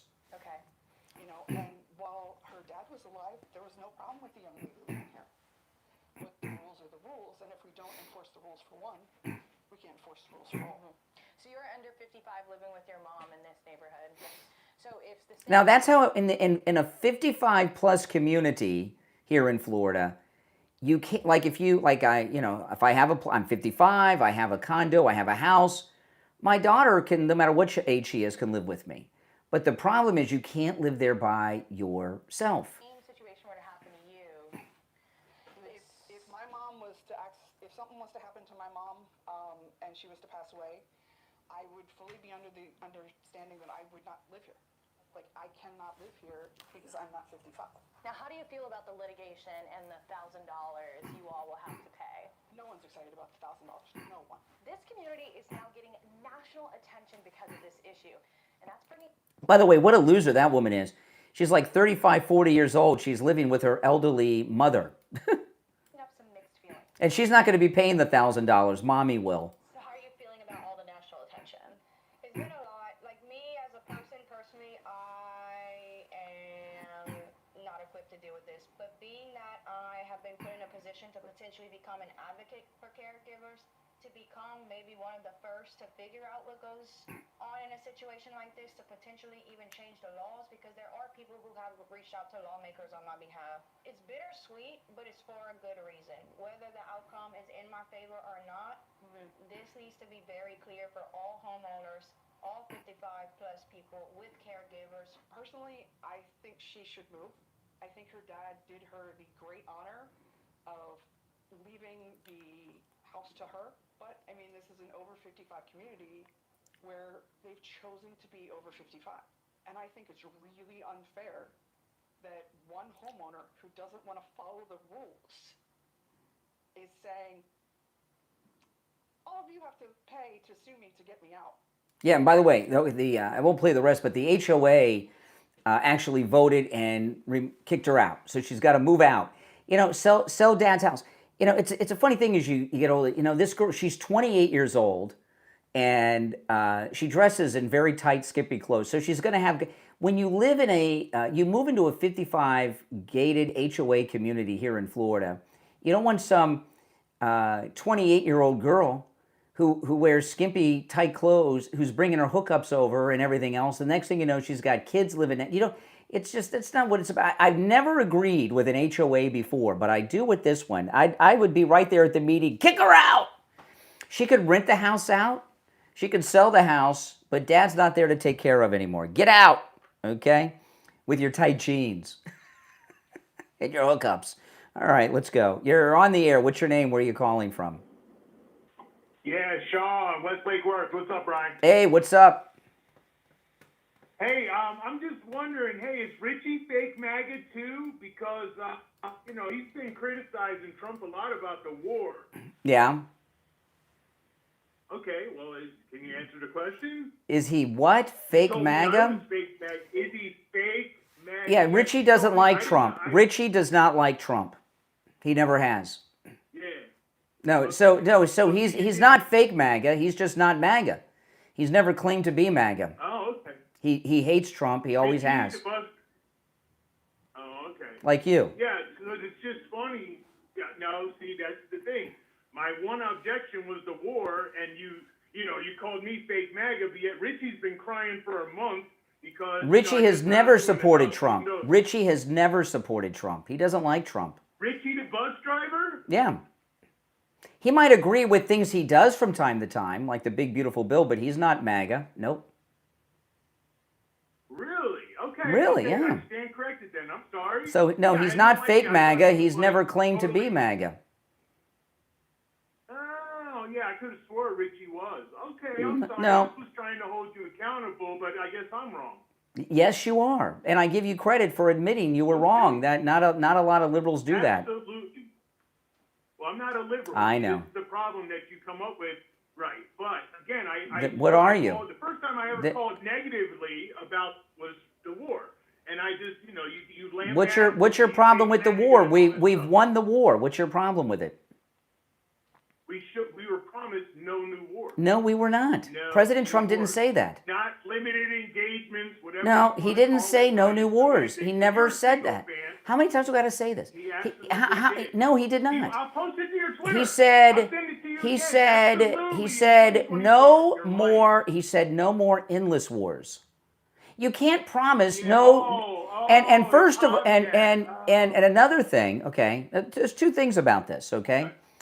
Even in the fictitious land of West Lake Worth, you guys can get this, okay? You can't promise, there's a few things about this. Number one, you can't promise no new wars because what if you're attacked? Well, I promised no new wars, so you can't respond. The other thing is this.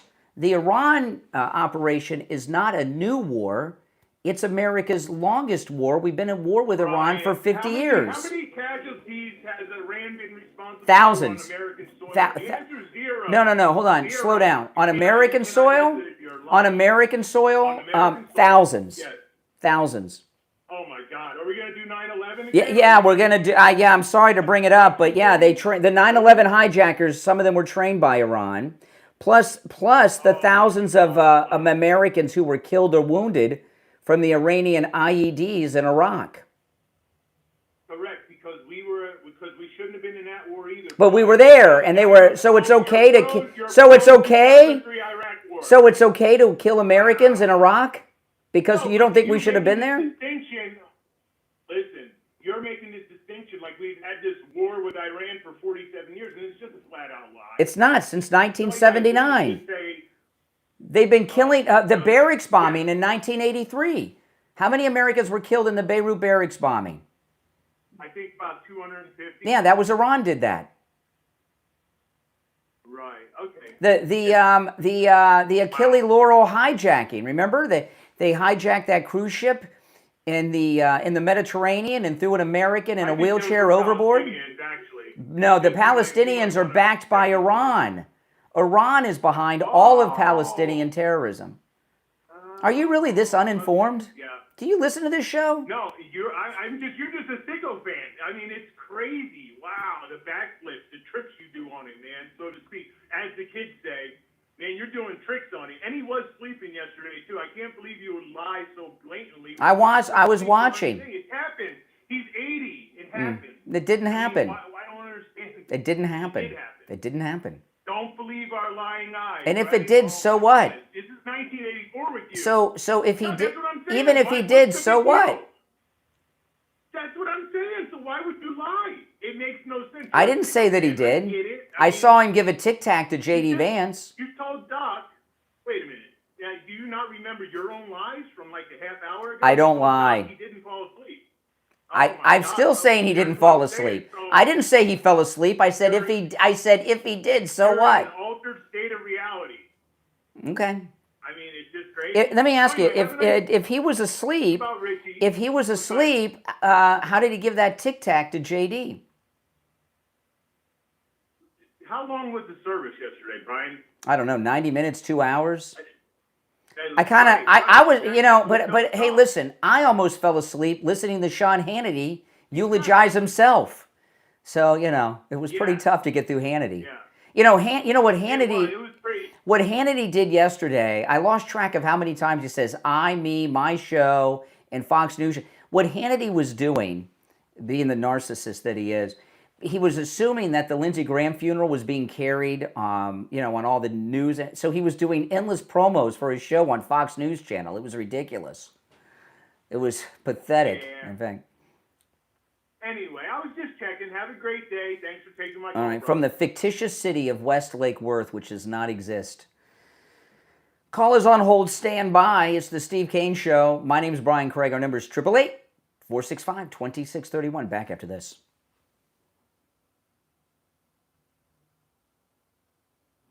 All right, if you're on hold, guys, hang in there, all right? We'll be back shortly. Are you looking for a smarter way to care for your skin and your hair?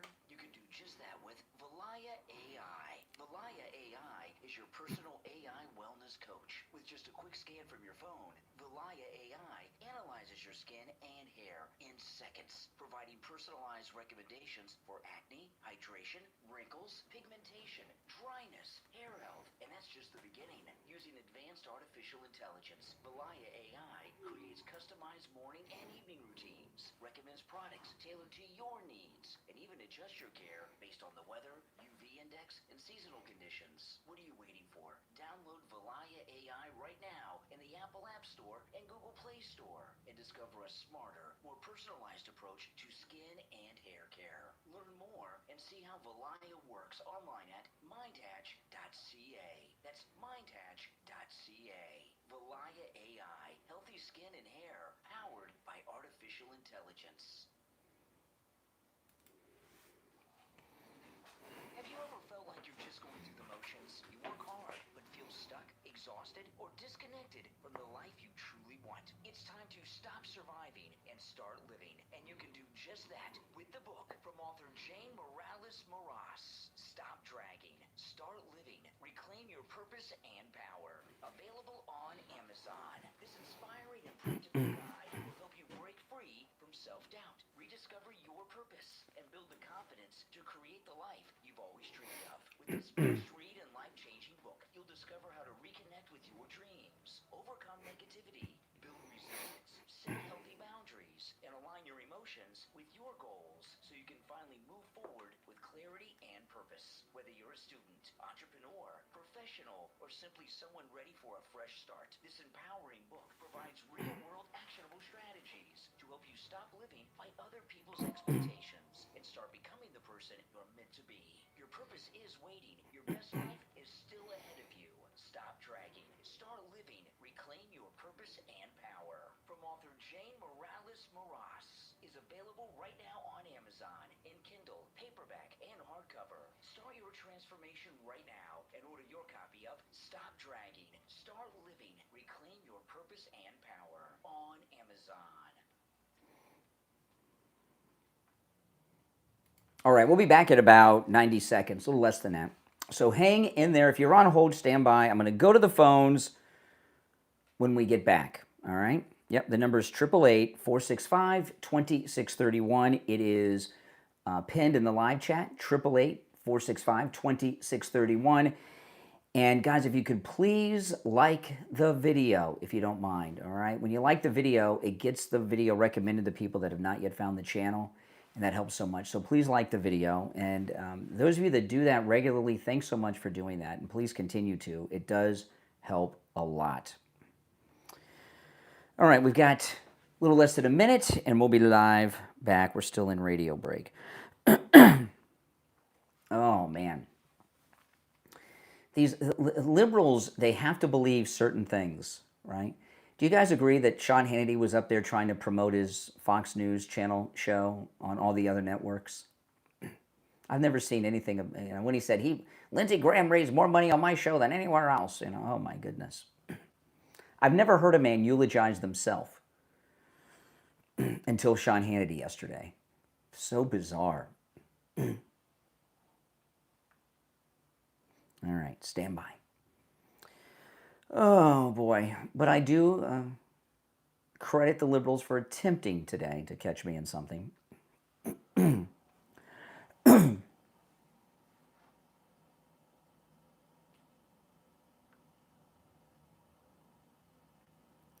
We're back. You're on the air. What's your name? Where are you calling from? From the great state of Columbus, Ohio. Columbus, Ohio is not a state. It's a city in a state, but that's okay. I meant to say from the city and state. Okay. What's up, Columbus, Ohio? Yeah, so I just wanted to fact check you, Brian. I support Trump. You support Trump. But you have to be genuine and honest and factual. I always am. So you said that, okay, how is it factual that you said the 9/11 terrorists were trained by Iran? That was part of it. It's in the 9/11 reports. They were, some of them were. That is absolutely, factually, 100% false. That is not true. See, at what all. you got, a lot of times. I was alive during 9/11, and it's So very what? personal to me. So was I. But a lot of times, arrogant people like yourself that are full of themselves confuse disagreement and opinions with fact and being a liar. I am not here. Excuse me. I am not here. No, you're up there spreading misinformation. Excuse me. I'm not here to. Excuse me. I'm not here to do research from you, from callers out there.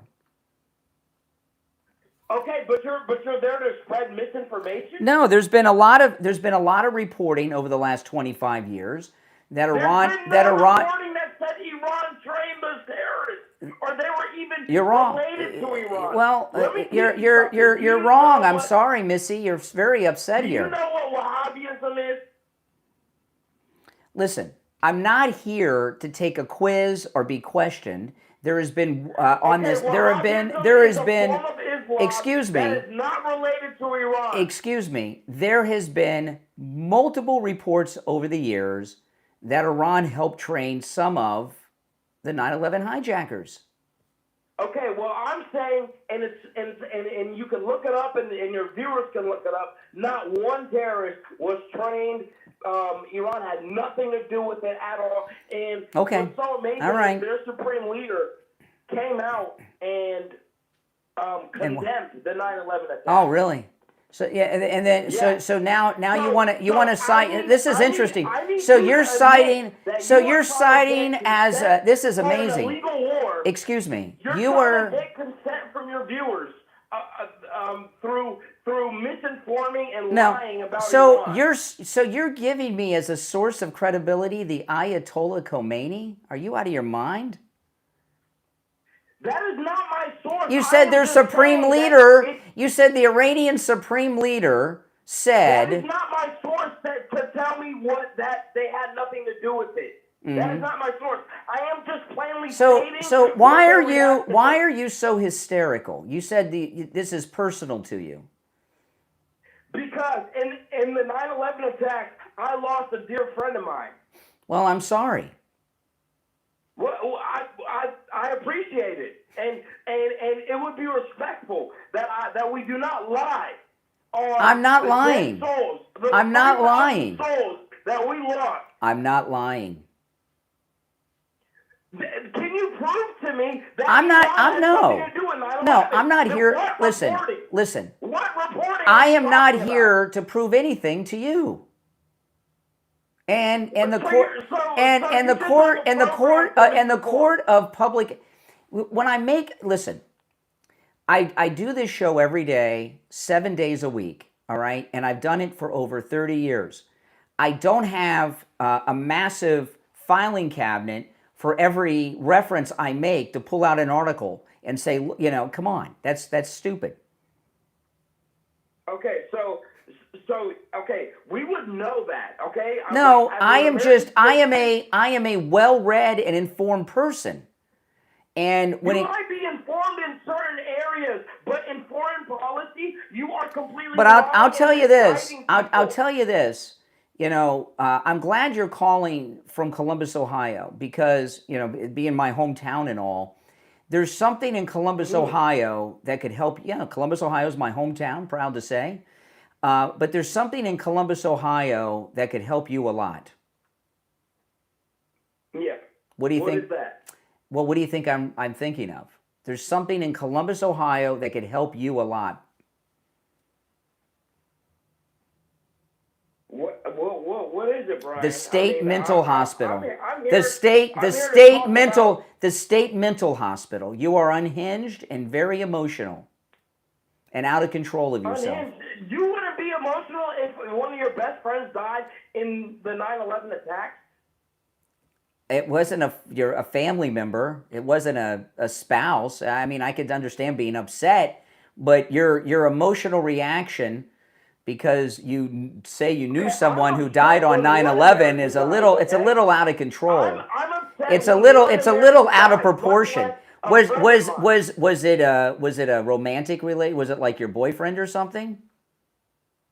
No, he was my a really dear friend of the family. He was a janitor in one of the towers. Well, I'm sorry that we lost 3,000 on that day, but you are a little emotionally unhinged for losing someone 25 years ago that was not a lover or family member. I feel emotionally about I think this. You know what I think. I think for the past 25 years, you've turned 9/11 into a big part of your identity, and you love to go around as if you're a 9/11 survivor, which you're not. Of course. But you're not. Of course. You're not. 9/11 is a huge part of this country's identity. Yeah, but you are unhinged. No. You're trying to make it about you because you know. You say you knew a janitor. 9/11 doesn't matter that much. I didn't say that. What I'm saying to you is that you've created this persona where you had an acquaintance who died on 9/11, and you're trying to pass yourself off as a 9/11 family member or something. Your grief is out of proportion, and you need help. You're telling me I was not personally affected by losing somebody and losing my dear American. Being this upset 25 years later over an acquaintance that you're not related to or not a lover to that's strange. That's strange. Yes, you need psychological help. You need therapy. You need therapy. Do you know how many people died in the war on terror? A lot. Okay. And I also knew somebody in 9/11. You also knew someone on 9/11. A lot of people did. A lot of people did. Not just you. Okay, so why would I not be upset 25 Because years later? what you are is a what you are is someone whose life is rather empty, and you've created this whole identity around something that really had nothing to do with you. Personally, I'm not attacking you. I'm giving an observation. I'm giving you an observation. All of us lost 3,000 fellow Americans on 9/11. Okay, not just you. Are you sure? Because you seem like you're telling me to just get over it. It's 25 No, years ago. you're trying to connect yourself to this acquaintance that you said your family knew this guy and act like it was your dad that was killed on 9/11. In a lot of ways, he was a father figure to my family. You need psychological help. Okay, I need psychological Yes. help, and you need a misinformation. No, you need a very good therapist. You need to take a class on misinformation. Yeah. And look up your facts. Mhm. You don't just throw. And I'll throw this out to the audience. Does this guy's level of identity connected to a family acquaintance now you've elevated to the father figure of the family, and all this? You're a sad guy in search of an identity, and being a 9/11 survivor is this thing you've created. You're cosplaying. I'm cosplaying? Correct. Brian, you should be ashamed of how un-American and how disgusting you are. Yes. You know that? Yes.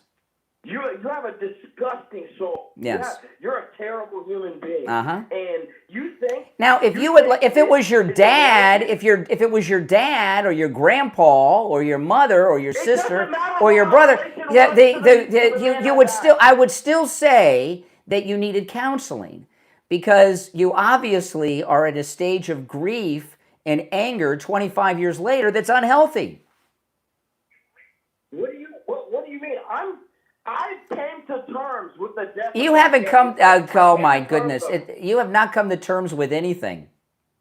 Yes, I have. What I'm not going to come to terms with is somebody lying about who attacked that building. Listen, do me a favor. Do me a favor. Seek help. No, you do me a favor. Use the Google. Use the Google. I'm not gonna. I'm not Googling. Unless maybe. Why don't you Google? I mean, let me tell you something. You need to Google. Therapist and psychiatrist in Columbus, Ohio, because you have a lot of. At least Google some grief counselors for your fake grief. For my fake grief. How about you get some fucking. Oh, there we go. Second dump of the day, Mike. The second dump of the day. Oh my goodness. We'll be right back. My throat's dry.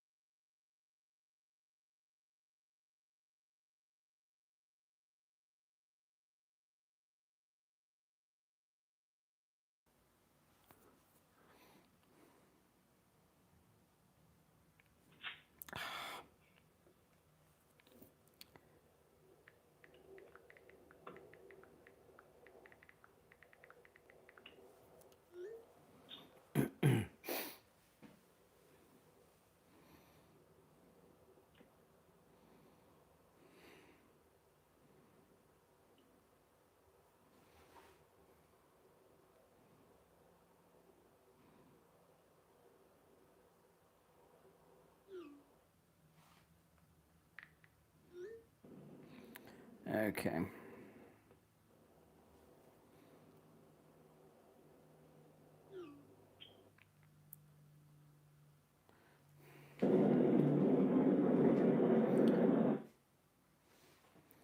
Okay.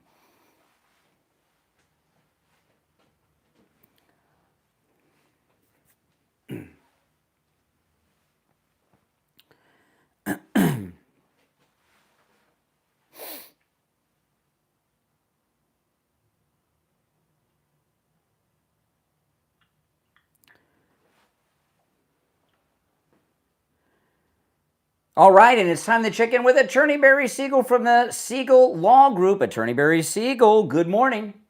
Hey, Brian, good morning. How are you today? I'm doing well. What do you have for us this morning?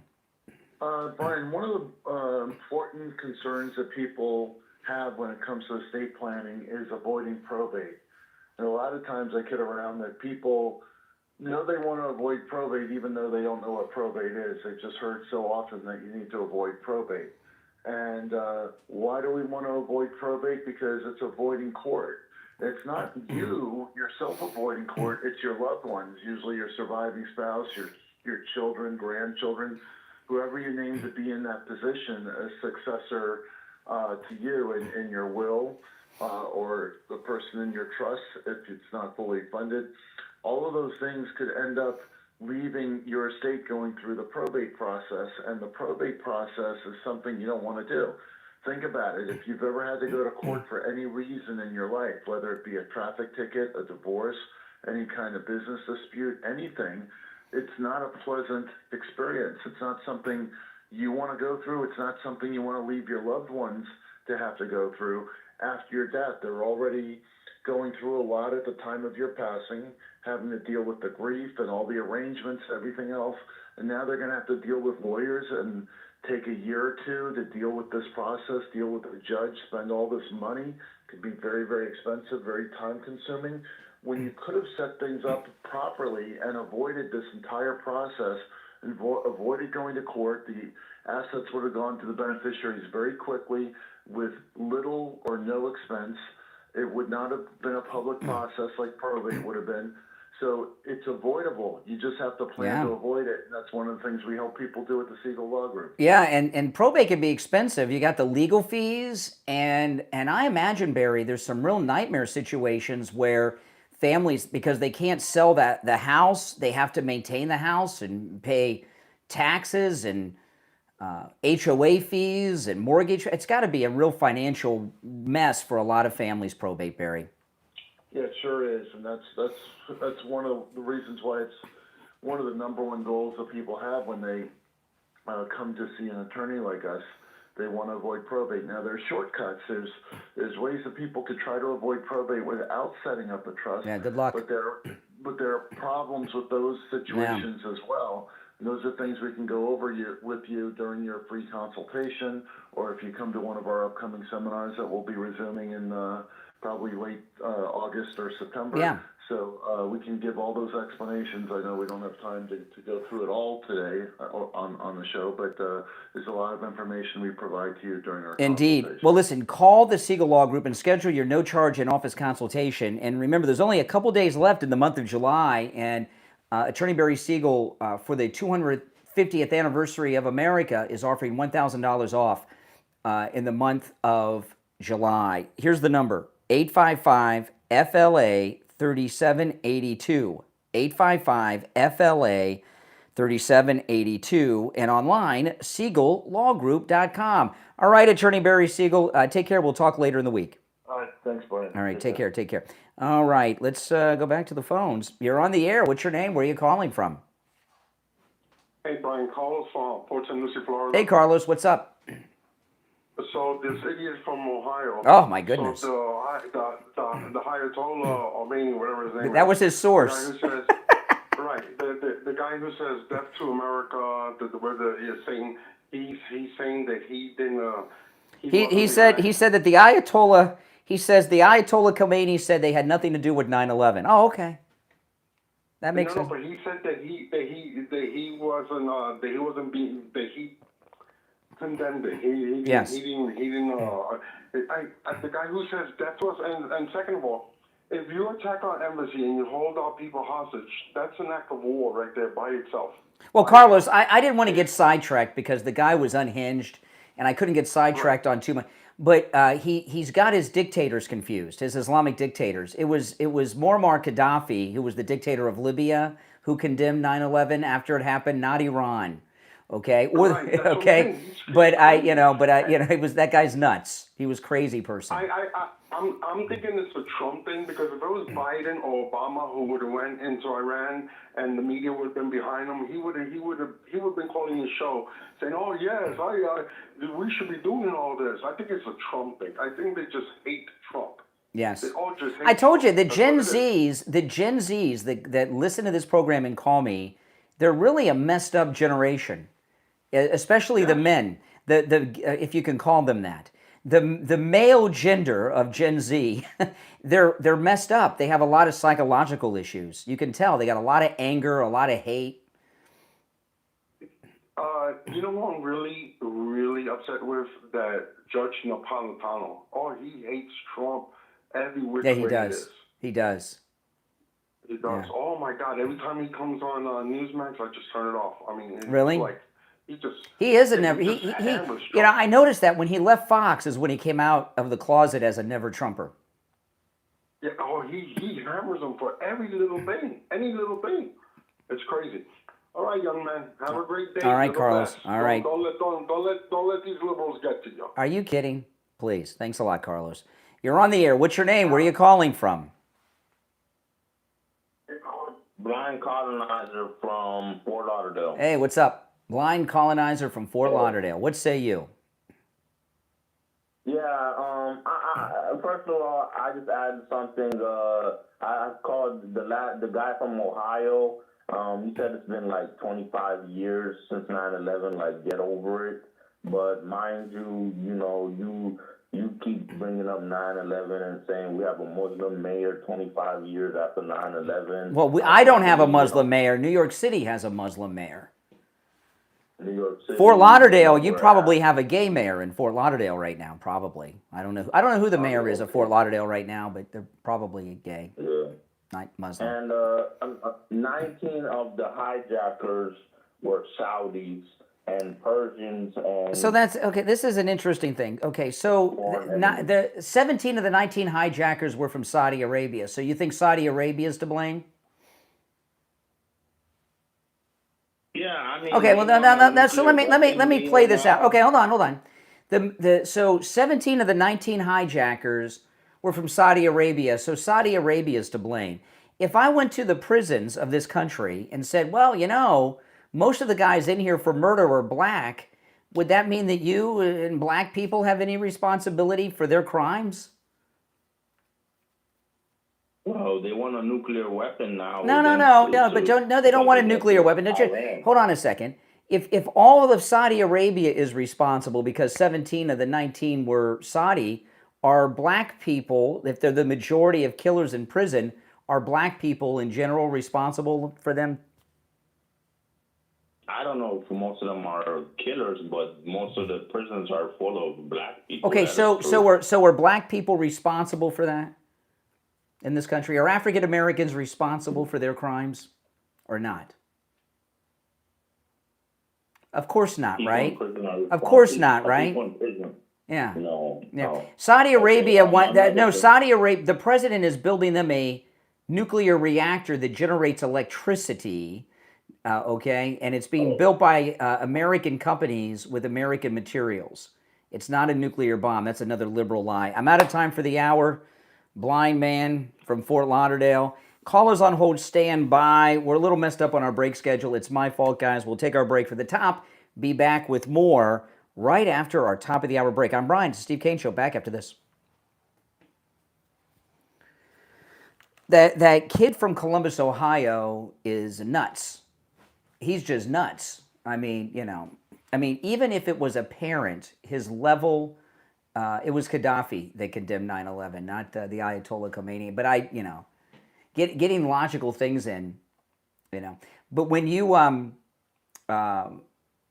even if it was a parent, his level of unhingedness 25 years later is not healthy, and I would have told him to seek out therapy, even if it was a parent. Would you guys agree with that? Absolutely. We'll be right back. Life can leave us with a lot of questions. Why did this happen to me?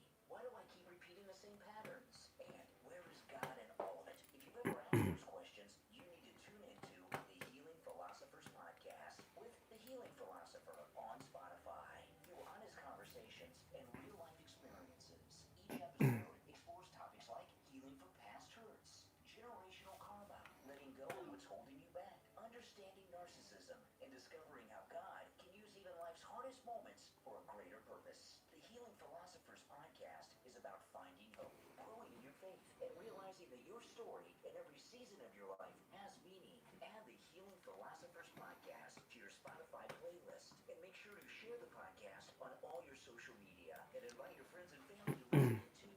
Your share could be exactly what someone else needs right now. The Healing Philosophers podcast with the Healing Philosopher on Spotify. Healing starts with one conversation. Listen now on Spotify. All right, we're still in radio break, but I can't show this to people on the radio because it's a visual. This is the new picture of Mitch McConnell. This is the original. Okay? Do you think this is the first picture? First look at these creases on the left side of the shirt, over the armpit, on Mitch McConnell, right? See the crease right here in the shirt? Okay, and here's the second picture. The same crease, same part of the shirt. Look, see? It's the same crease, same part of the shirt. Look at his armpit, and then the crease down here. Yeah, it's like the same. What do you guys think? Is it the same picture? Is it AI? Oh my goodness, I'm in behind schedule. Okay, we'll be back in less than a minute. Hold on, I got to queue a couple things up.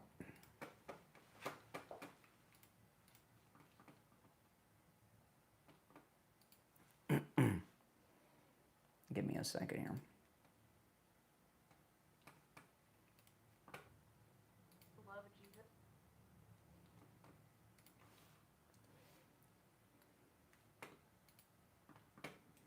And also Disney. This week we had a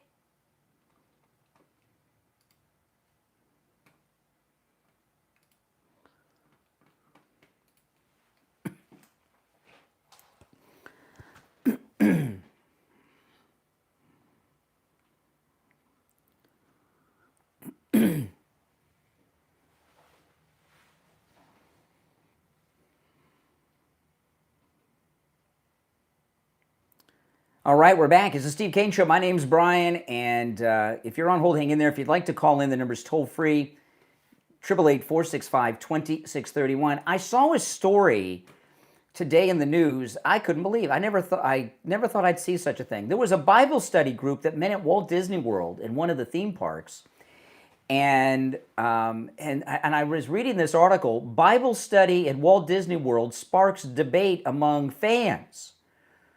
And this group of women had a Bible study at Disney Hollywood Studios, which is where the Twilight Zone Tower of Terror is, and they have that Star Wars land, Star Wars Galaxy's Edge.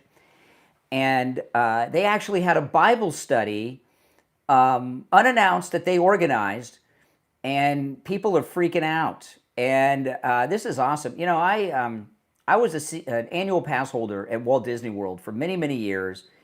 And I got rid of it years ago now. I've been without it. The last time I went to Walt Disney World, security would not let me in. It was crazy. It was so insane. I even made a YouTube video about it. And, you know, it was pretty crazy. And I got a write-up in the news about it. I was surprised. But anyway, these women went to Disney World and had a Bible study. And let me tell you, out of the entire state of Florida, Disney World is definitely a place that needs Bible study. And they made a video. Let me play it for you. Hold on here. The girlies who love Jesus and also Disney. This week we had a guest speaker and went through Philippians 4, 6 through 8. Then after the message, we broke into small groups and we went over some group questions. This study's topic was about joy. We all opened up and shared things that can still our joy. And also how was one way we could choose joy this week. It's amazing to see things God is doing in the Disney community. We even got stopped by a girl and she gave us a rhinestone Jesus. Leighton Elizabeth is a girl who hosts these every single month. We spend about 30 minutes in group time and then we go enjoy some Disney magic. If you're looking for community, take this as your sign. Okay, and you know, and these women that got together, there were at least 50, maybe more. And I know where they met. It's at a restaurant that nobody goes to. It's like an empty space at Walt Disney World. And the online vloggers are going nuts, but there is hope because what Disney was exposed of. I'm not going to get too sidetracked into it, but what they were exposed as doing by Ron DeSantis, all of the trans policy that the president is dealing with, right? You know how he banned men and women's sports and such. That all happened because of Disney. There was Libs of TikTok on Twitter. It's now X, but it was Twitter then. Libs of TikTok on X somehow came in the possession of a private in-office Zoom corporate meeting with the cartoon filmmaking division of Disney, and they were talking about how they were injecting all of these transgendered characters in different cartoons and children's programming.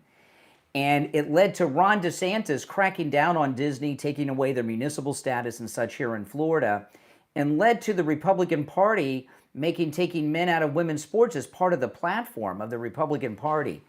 And the thing about this the reason I bring this up about this Bible group at Disney, what I find most amazing about it is Disney did not kick them out, and it's something that they do regularly.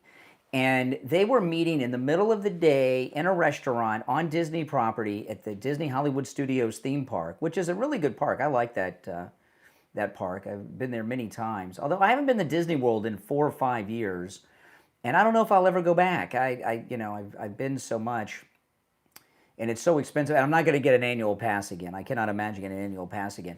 But they were not like in secret.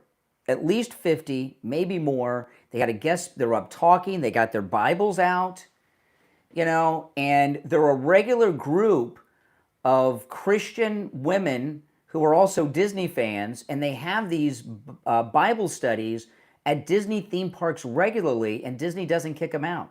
So all the negative things that Disney has done, all the devilish things literally that they've done, it's nice to know that they did one thing right. But now there's so much pressure, and now the spotlight's on. We'll see if they crack down on these Bible women. If it was any other religion, do you think the Disney fans would be kicking them out if they were like Muslim or something? Probably not. All right, well, if you're on hold, stand by. There are some other issues I do want to get into. There's a lot of debates going on for people running for Congress, for House seats and the Senate around the country. And the Democrats, when these clips become viral, it's really a sad and crazy thing what has become of the Democrat Party. The Democrats have always been low-life, immoral weirdos and had freaks and geeks in them. But the position that they're taking these days is nothing short of bizarre. This is a Democrat who's running for the House. Well, certainly ICE should be abolished. It is paramilitary for the Trump administration. And if we only spent a fraction of what we as a country have spent now on ICE, on a functional immigration system, we would have had a pathway to citizenship by now. So we need to be focusing on a pathway to citizenship for those who are here with family members, farmers, a number of people who make our communities stronger. A robust system would be able to account for anyone who has... Wasn't it Malcolm X said that beware liberal white women? Did Malcolm X say something about liberal white women? This is insane. Abolish ICE. Here you have President Trump. I want you to think about this. How many women in America in the last year and a half, since President Trump shut down the border, there have not been any illegal crossings for a year and a half. There have been mass deportations. How many women have not been raped, murdered, or both in the last year and a half because of President Trump and ICE? And here you have liberal white women running for office all over the country, wanting to abolish ICE, which is the federal law enforcement agency that has saved the life and honor of countless women in this country. And they're pissed off at them, right? I don't understand what has happened to the left in this country, but they used to take a position that they stood up for women and stood up against rapists and murderers of women, and now they want to take down the organizations that are saving women from being raped and murdered. Doesn't make a lot of sense to me. Now, let me cue this up. This is great. Lawrence I didn't even know Lawrence O'Donnell was still around. He's on MS Now, and he has Senator Padilla on. And Padilla, he's talking about how the Democrats are working to stop ICE. We have this election protection task force that you just described. We've launched the Senate Election Observer Program to help have more eyes and ears out there to address any funny business in this election. Look, we're legislating to protect voting rights.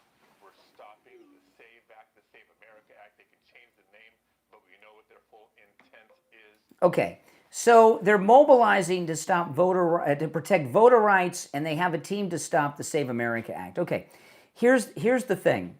Okay, and this is something that's not talked about at all. You know, all these non-citizens that hold on one second. Oh my, I got all kinds of problems going on. Okay, I just got to, well, I'll take a break in a minute. I just got a text of I don't know, it may be an emergency with the family. I'll find out in a minute. But Padilla here with Lawrence O'Donnell is talking about protecting voter rights. When a non-citizen votes, you have taken away the voting right of an American. Every non-citizen who votes, okay, every non-citizen who votes is canceling out the vote of an American. Think about that.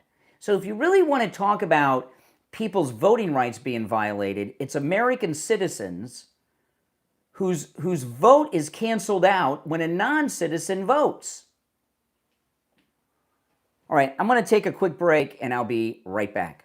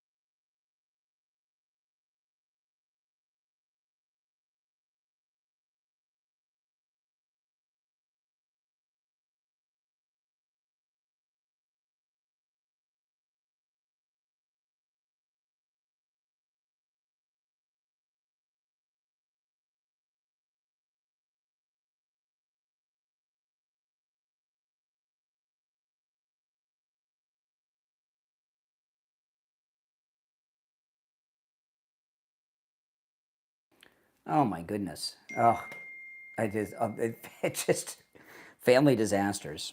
Family disasters. Family disasters.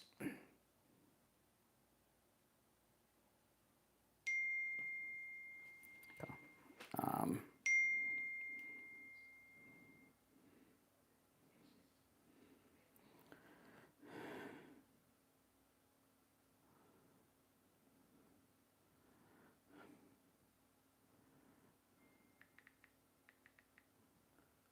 all right. Oh.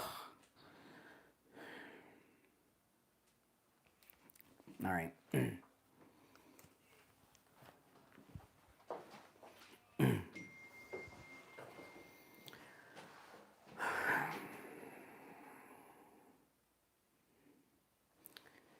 All right, we're back. I'm Brian, Steve Kane Show. I get there's everything's I think okay, but there's someone in my family is on their way to the hospital in an ambulance, and they texted me from the ambulance right before the break. But I got my wife on it now, so I'll get some updates.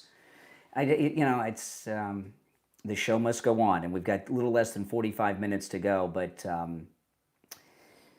Oh boy, I tell you, that's why I usually put my phone in do not disturb a lot of times on the air, but then I miss calls and things that I need, and it's one of those days. But I did talk to the person during the I called them during the break and talked to them briefly from the ambulance. I talked to them and the paramedic taking them to the hospital.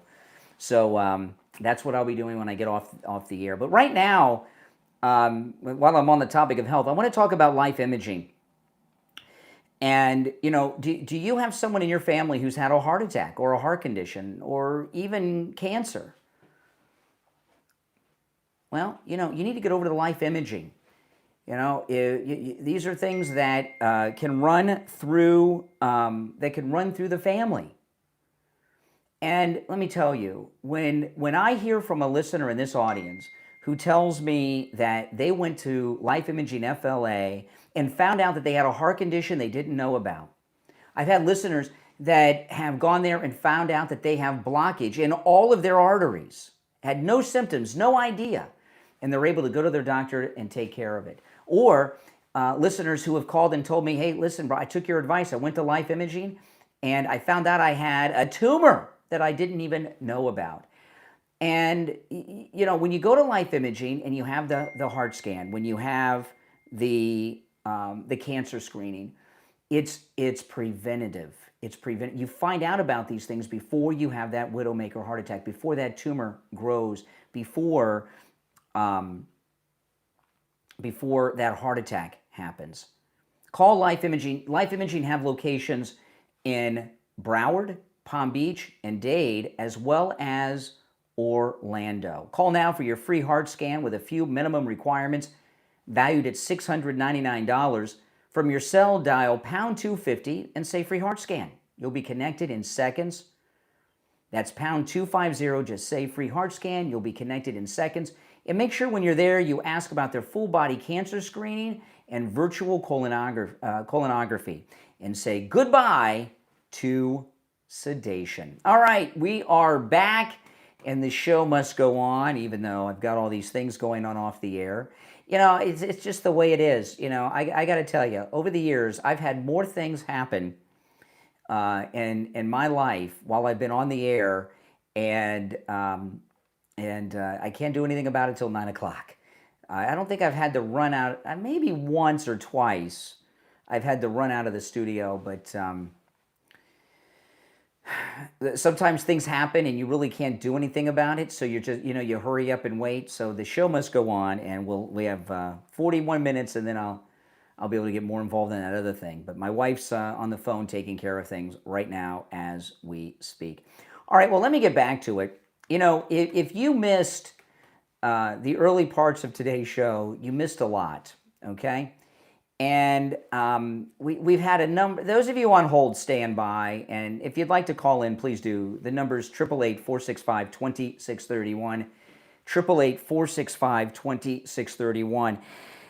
And on today's show, I brought up a number of things at the beginning And I've heard from a lot of liberal Gen Z callers today. And, you know, what's happened to the Democrat Party is insane. When I first started doing this, the generation of liberals it was different than it is today, right? You know, and really what you used to have when I first started doing this, you had liberals that were old people, they were retirees mostly, and they called themselves FDR Democrats, right? Well, you know, the FDR Democrats are gone now, okay? Very few of them, if any, are left with us anymore.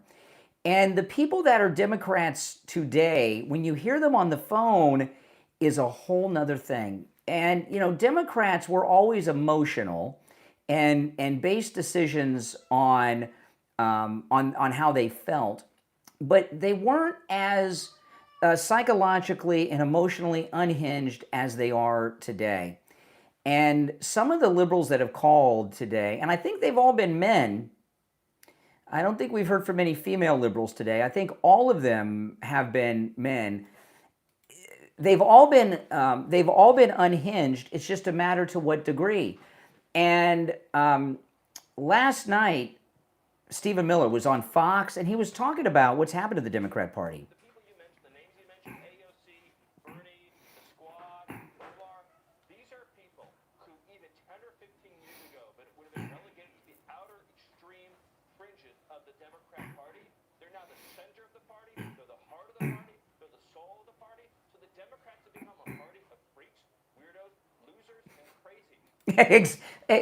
Have you ever heard Stephen Miller speak any words truer than that, right?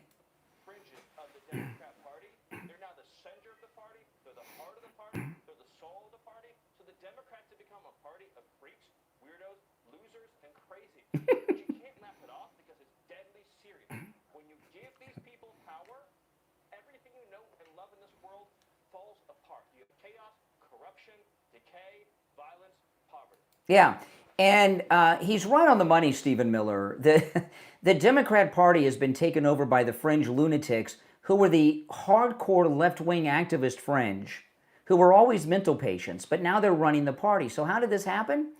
Well, I think after Butler, I think millions of people who didn't like Trump or maybe never Trumpers, never voted Republican, I think Butler red-pilled so many millions of Americans that really all the Democrats have left are these freaks and weirdos. And I think Butler was one of the major turning points, inflection points in American political history. I don't think people recognize it as that, but I do. And I think that was the final. You know, when my mother voted for Donald Trump, I was in shock. My mother has never voted for a Republican in her life, okay? And she voted for Donald Trump, not because of me. She did it and told me. I was in shock, you know. And I think there were many millions of people who voted for Trump that never voted for Republican again, and it woke them up, Butler. And all they have left are the people that Stephen Smith, you know, is talking about. You're on the air. What's your name? Where are you calling from? It's Milo calling from Ohio. All right, Milo. I'm hot in Ohio today. Can you put your mouth up to the phone, though? So I can hear you. Yes, I'm here. Can you hear me better? A little bit. All right. That guy's definitely unhinged earlier. I think he was. I think he's just mad. The other guy from Ohio? Yeah, the Columbus guy. Mm. Do you know him? I mean, do you know him? No, I do not, and I don't want to. Yes. I mean, I guess people want to be quick to jump down people's throats as soon as they say something that's not 100% true, but it is true. Iran funded and gave safe harbor to the terrorists. Well, funding is training. They did. Funding involves training. Exactly. Okay, to get you got to have funds to train. Well, no. Exactly. So, you know, usually the people that train these people are mercs from all over the world, but that doesn't matter. I mean, Iran funds terrorism all over the world. They are listen, over 90% of the Islamic terrorism around the world for the last 50 years is Iran, including the IEDs of Iraq. You know, the one guy that called me from Westlake Worth, he was, what a beaut he was.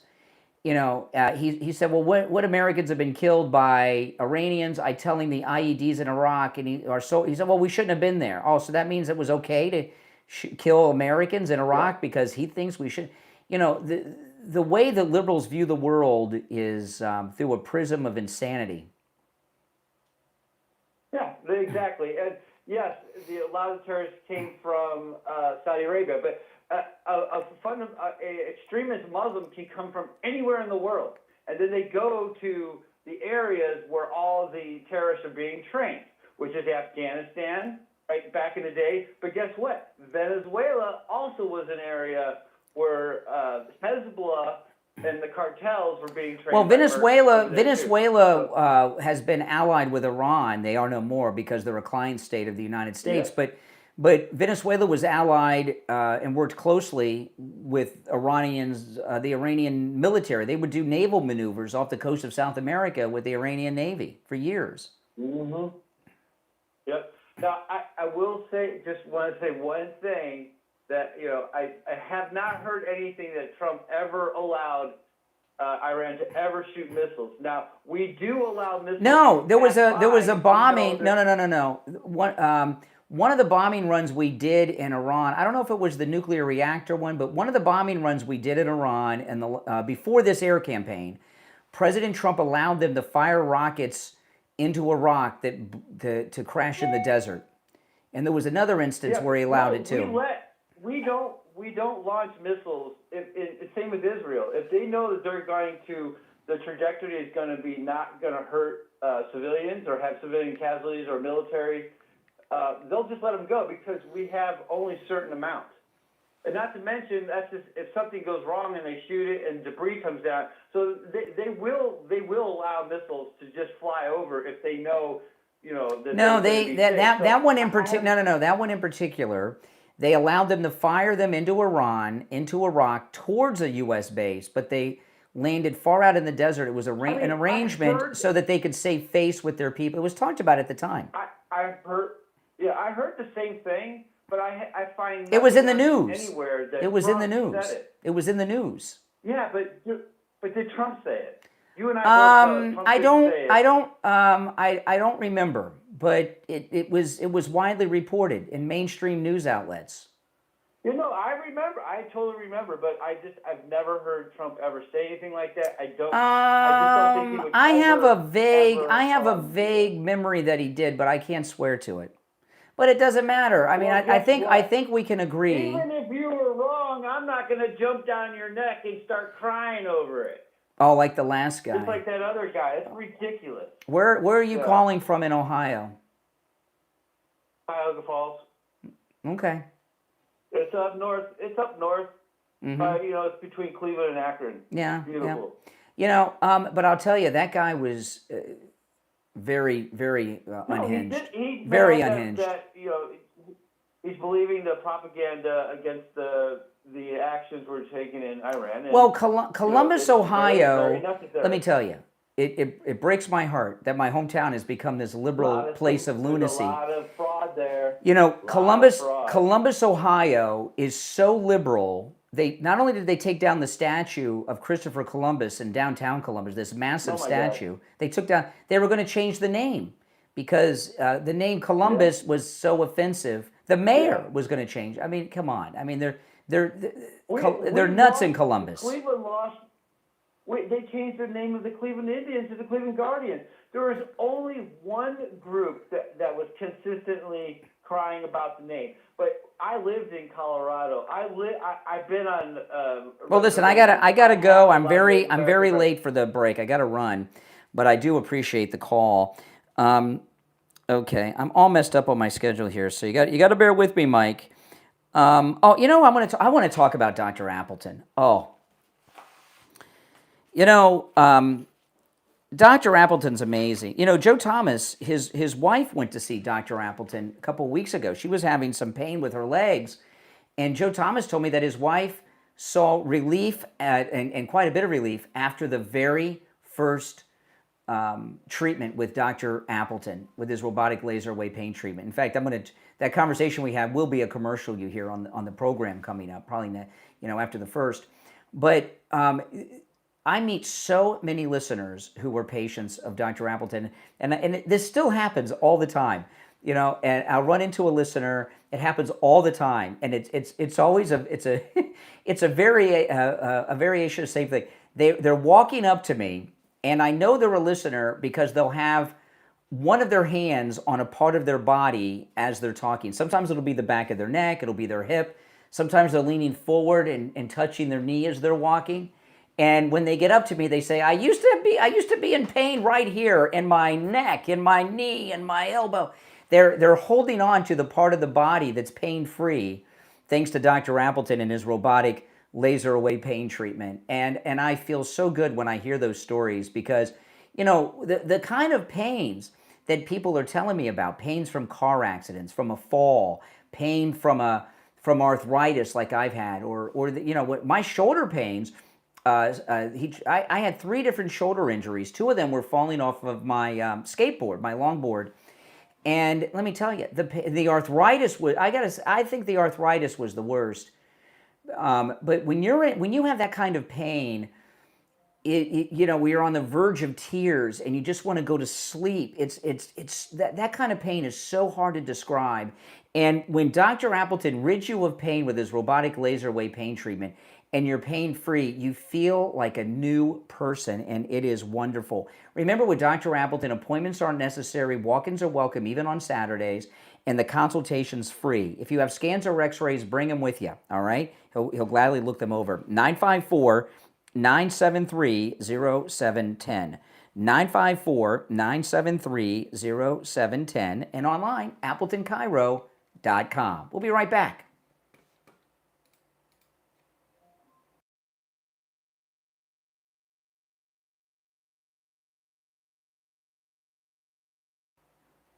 Oh my goodness.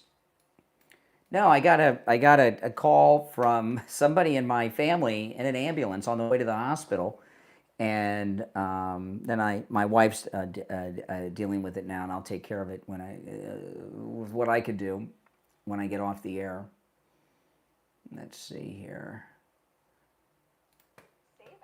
I've got some more sound bites I got to get to when we get back. It's kind of sometimes it's like hard to focus with so much going on off the air. All right. Okay. Hold on a second.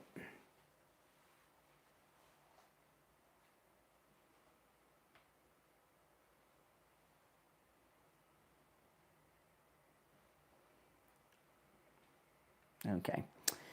All right, just over a minute, and we'll be back.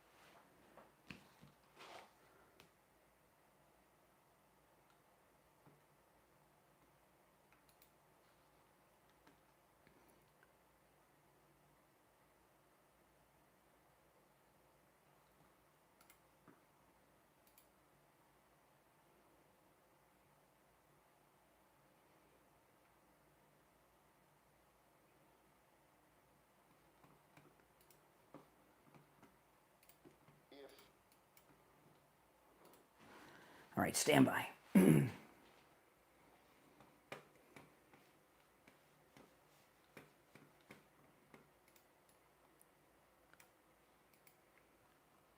10 seconds.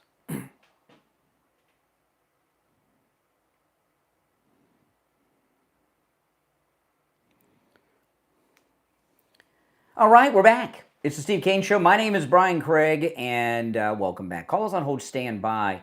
Mom Donnie's been in the news a lot. I've been covering him a lot this week. And he did an interview with a black militant news outlet, The Root, and they asked Mom Donnie about reparations.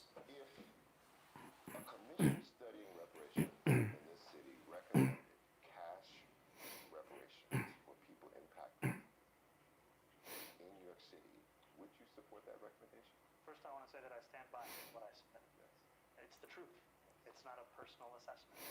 And we often think about slavery and the complicity in slavery as being exclusively to certain geographic areas of the country. Here in New York City, we were very complicit. And so I look forward to whatever those findings are. I can't give you an answer in advance of them, but I can tell you that this is critically important because this is also what it looks like to acknowledge what history truly was. Oh my goodness. Okay.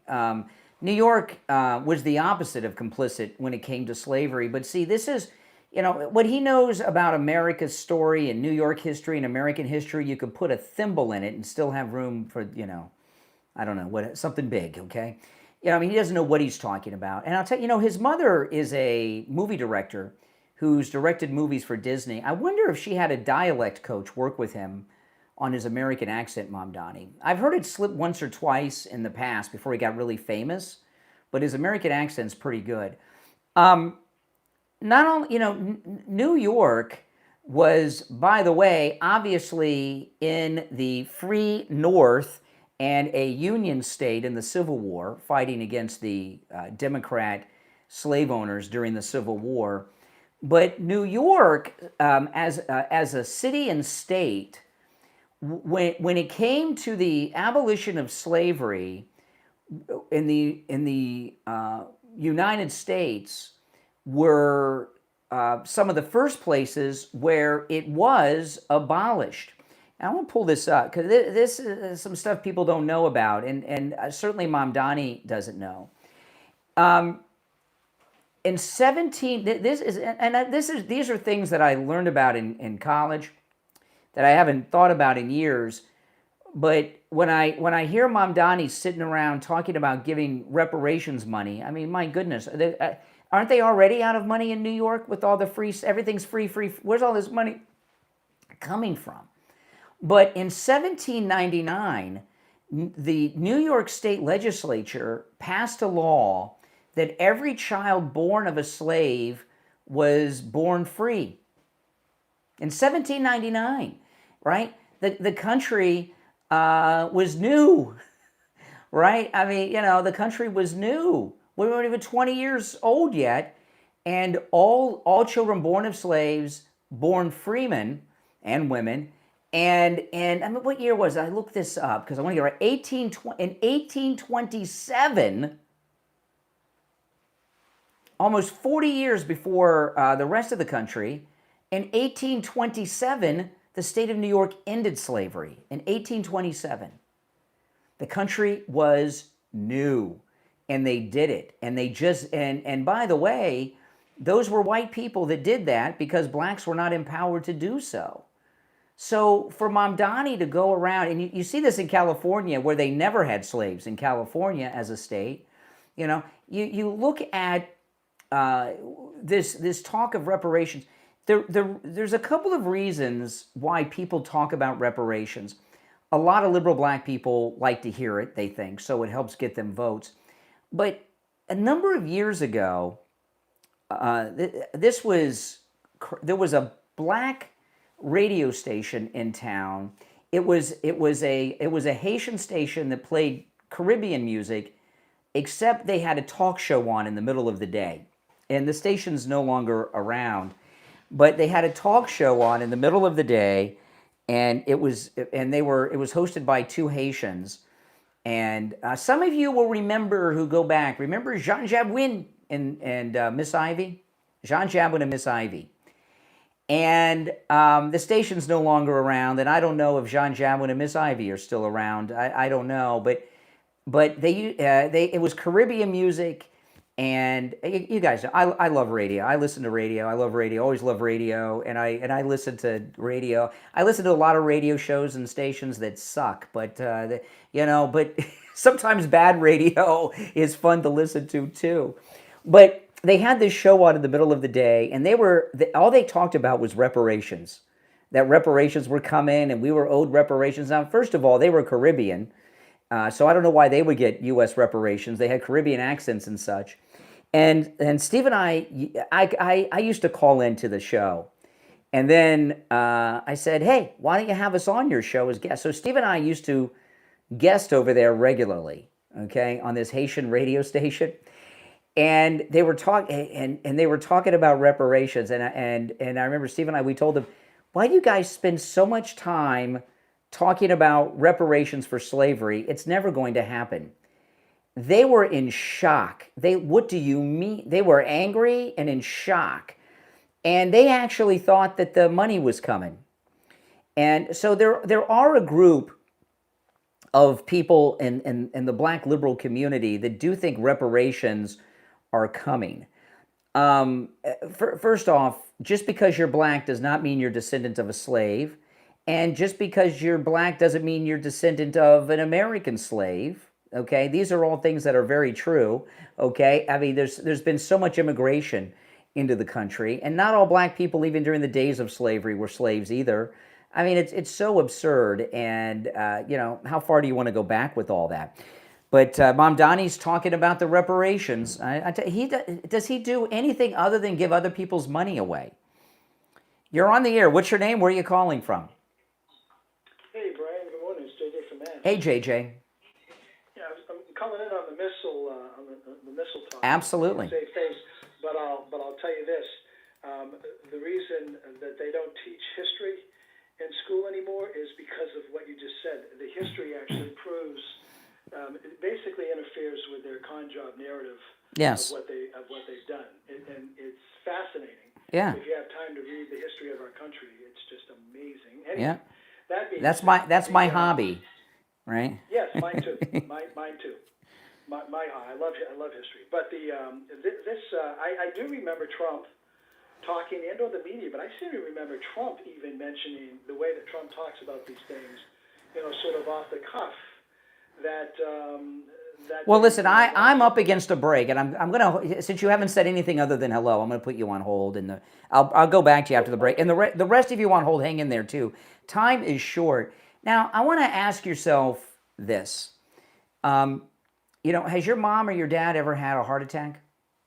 Has your mom or dad or a grandparent or an aunt or an uncle had cancer? Have you been checked? Have you gone over to Life Imaging and been checked? We're on the eve of August. August will be here in just a few short days. And August is National Wellness Month.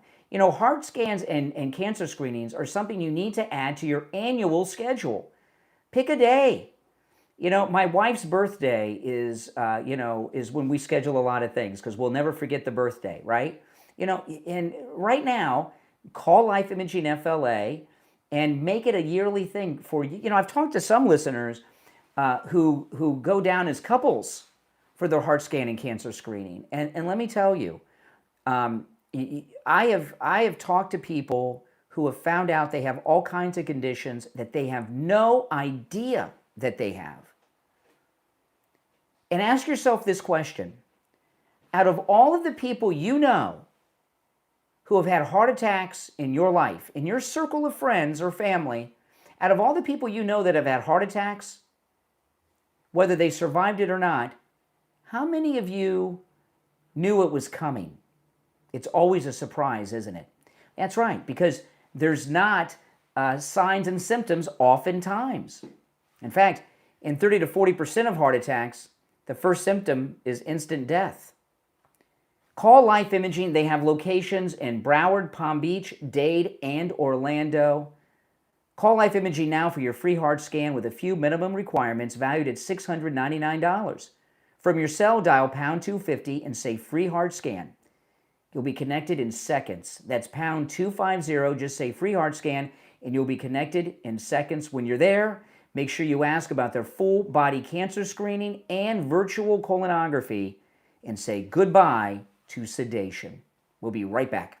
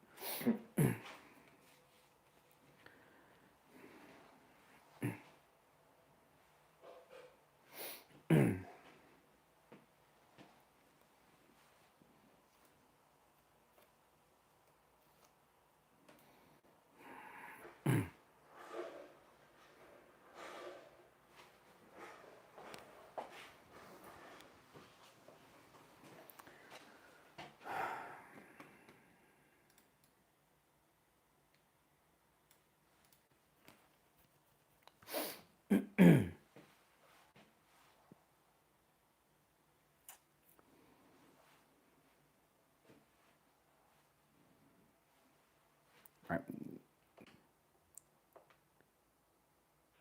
William, you there? Okay, and we're back. It's time to check in with William Youngerman from the offices of William Youngerman Incorporated with today's Gold and Precious Metals Report. William Youngerman, how the metals looking? Metals are looking lower after last night's attack on the U.S. again from Iran. Oil spiking up this morning, $5.30 to $84.60 a barrel. The stock market's all heading lower, and gold slightly lower. Yesterday we saw gold close down $47.80 at $4,027.80 the ounce. Silver was down $1.30 at $56.99 on the close. Platinum dropped $15 at $16.02, and palladium closed down $26 at $1,244. Overnight, we saw gold trade in a range of $4,008 up to $4,049. Similar kind of ranges we've been in for quite a while now, with strong support for gold still at around $4,000 and silver right around $57. Right now, we've got gold at $4,020 the ounce. That's down $7.80. Silver up 11 cents at $57.10. Platinum down $22 at $1,580 the ounce.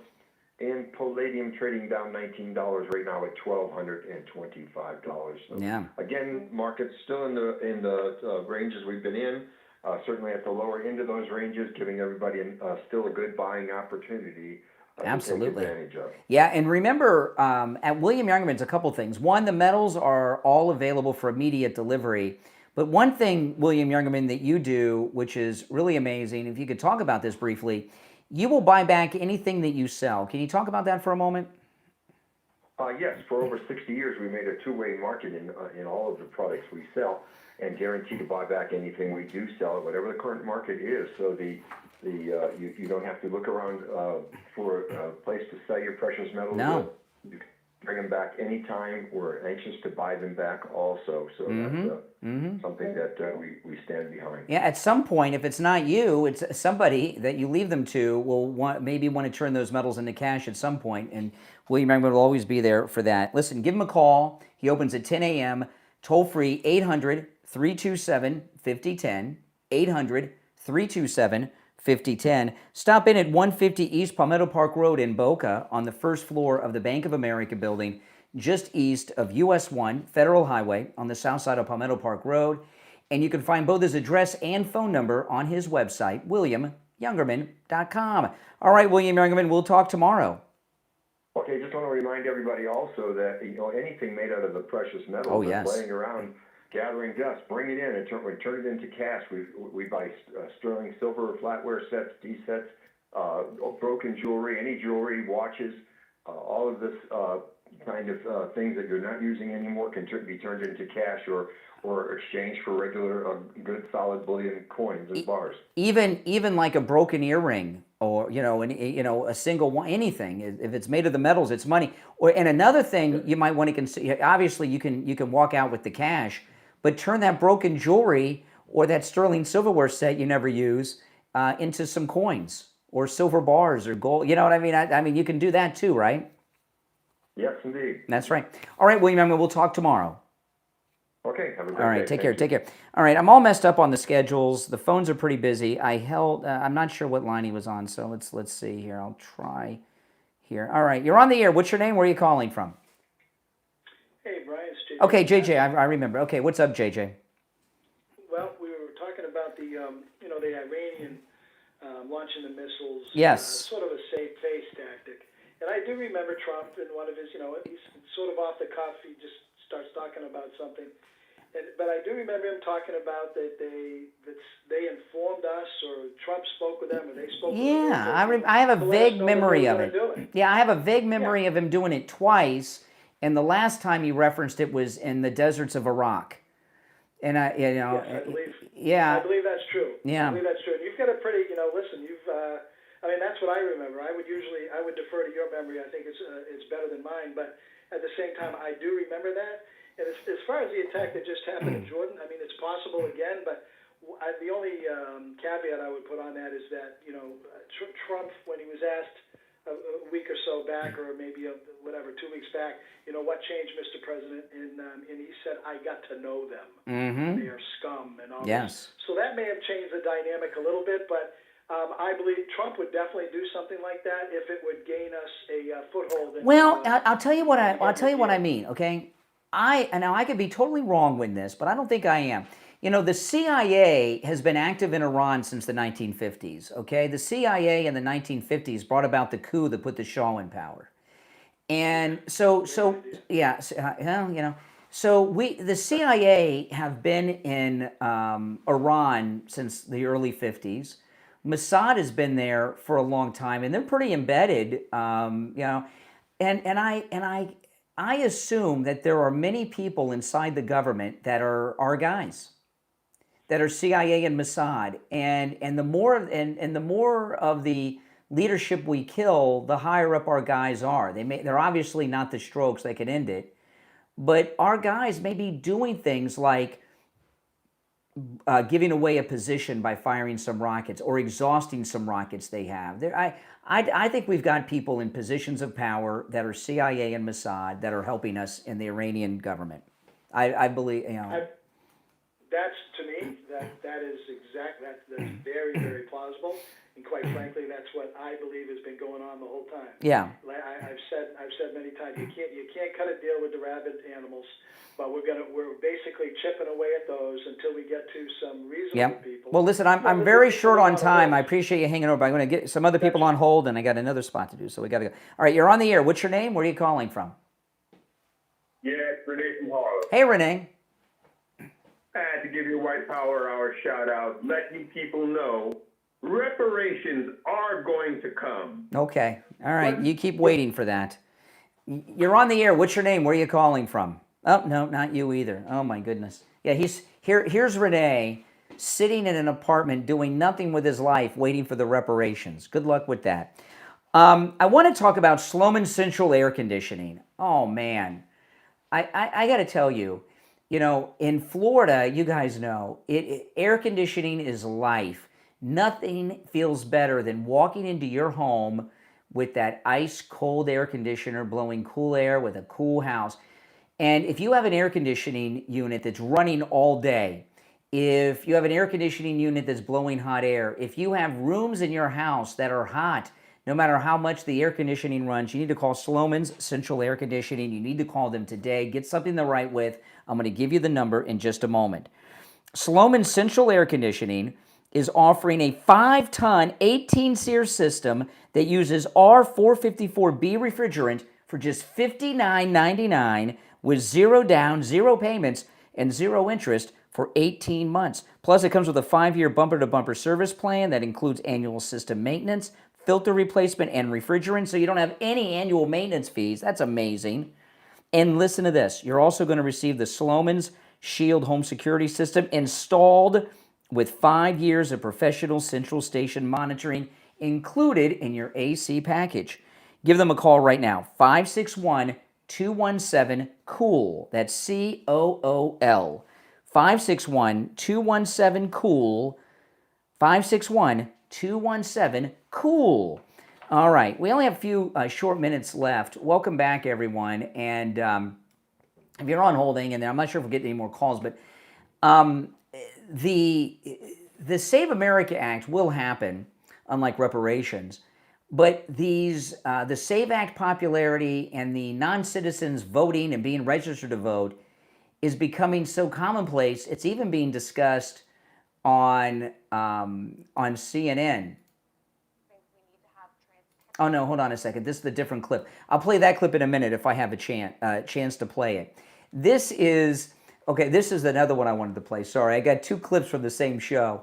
This one is when the conservative on the CNN panel last night mentioned Fauci's little girl diary with the little locket with the little key.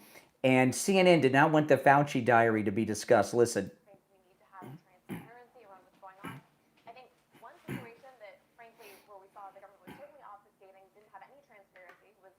Fauci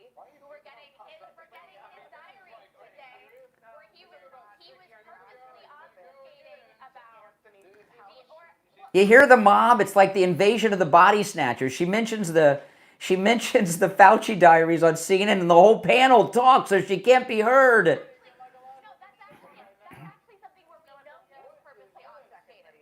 sitting here talking about Americans who were killed in theater, okay, as a result of a war. Oh my goodness. The Fauci, they don't want anything to do with the Fauci diary.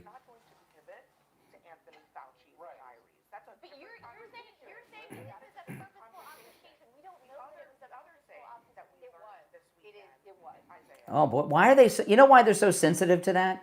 Because CNN personalities are prominently written about in Fauci's little girl diary, you know, and they're embarrassed by it. You know what? They should be embarrassed. But we're almost out of time, and there was one more clip I wanted to play. Oh, yes, okay.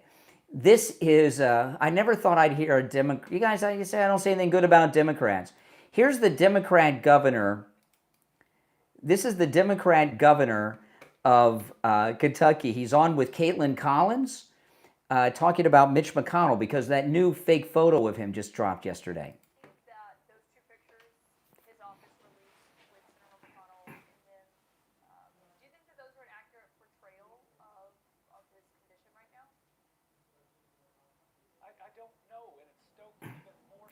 This is the Democrat governor of Kentucky.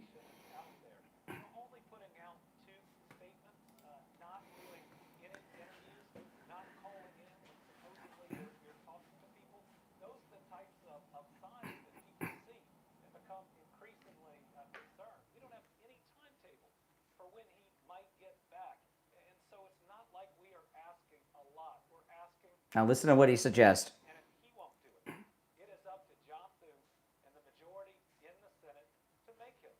Yes. I think that the Senate Majority Leader has a responsibility to ensure that all of the members have the capacity to serve. Now, some people online are saying, why don't I go and try to storm the hospital? I'm in Kentucky. John Thune's in Washington, D.C. This is somebody he talks to on a regular basis. In the very least, he can give us a report on what he's heard. Or, Caitlin, to be fair, Scott Jennings works for CNN. That's right.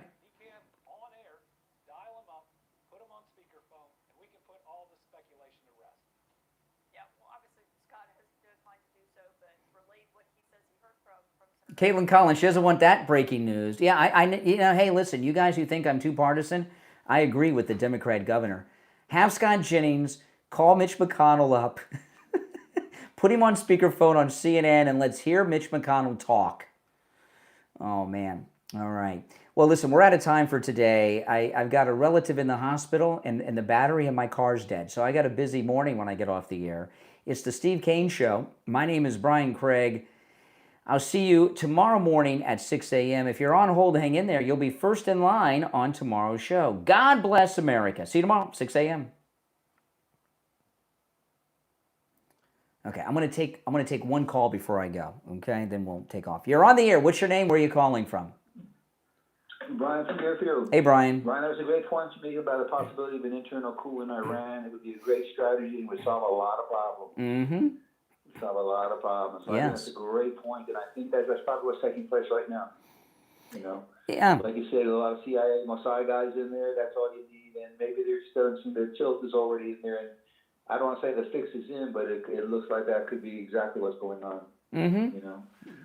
So a very good point. Well, the more of the government officials that we kill, the more likely, if we have people embedded in the governments, the CIA and Mossad, the higher up they are in rank, in prominence. Absolutely. Yeah, especially we're down to the third or fourth tier, they must be pretty close to the top now. So I don't know if we got people in the, I don't know about the IRGC, they're so fanatical, but you never know. You know, it's, yeah. You know, yeah, it's possible. But they've been such a problem for such a long time. I think they've been working this out for quite a number of years, I think. Well, we infiltrated the mafia, and you know, you had to be like 100% Sicilian to get in, to be made. So if we can do that, we can, you know, we've been in Iran for 70 plus years. We have people there that are you wouldn't even know they're not Iranian, or maybe they are Iranian and still with us. Yeah, yeah. They've actually made a career being inside doing the political situation in Iran. Mm-hmm. They've been such a big problem for such a long time. Like you say, creating troubles all over the world. Takes a little time to get these guys out in a coup, a mini coup, or government takedown. I think it's worth the wait. Absolutely, absolutely. Because when they're gone, boy, this is like blue skies when they're going to get rid of them. And I think it's going to be in the cards, So Absolutely. I wanted a quick note. That thing with Ken Paxton running for the senator in Texas, being 5 points behind. Do you think that poll is on They got him 5 points behind Tallarico? Yeah. There's no way. Tallarico, the latest thing from Tallarico is he said he's learned as much about Christianity from Muslim mystics as he has from Christian leaders. I mean, come on. Yeah. We really did it. Yeah. No. Being in Texas, They've been trying to do Paxton. Ken Paxton is not an upstanding moral guy. He's split from his wife, and they had a bunch of video of him in Europe with his girlfriend that he's been with. Him and his wife are split up, and they've been. We got to do what we got to do. We got to have a Republican who's MAGA there. We can't have some wishy-washy rhino. But Texas being a red state, it wasn't that long ago that Texas was a Democrat state. Remember, before George W. Bush, the governor was Ann Richards, and she was a Democrat. Yeah, Ann Richards. Yeah, I remember her. Mm-hmm. Well, all these elections are important, very critical to watch them. It's going to be interesting how they play out, but we can't let Texas. We can't lose Texas. Mm-hmm. Can't do that. All right. And the other guy is such a nut job too. So.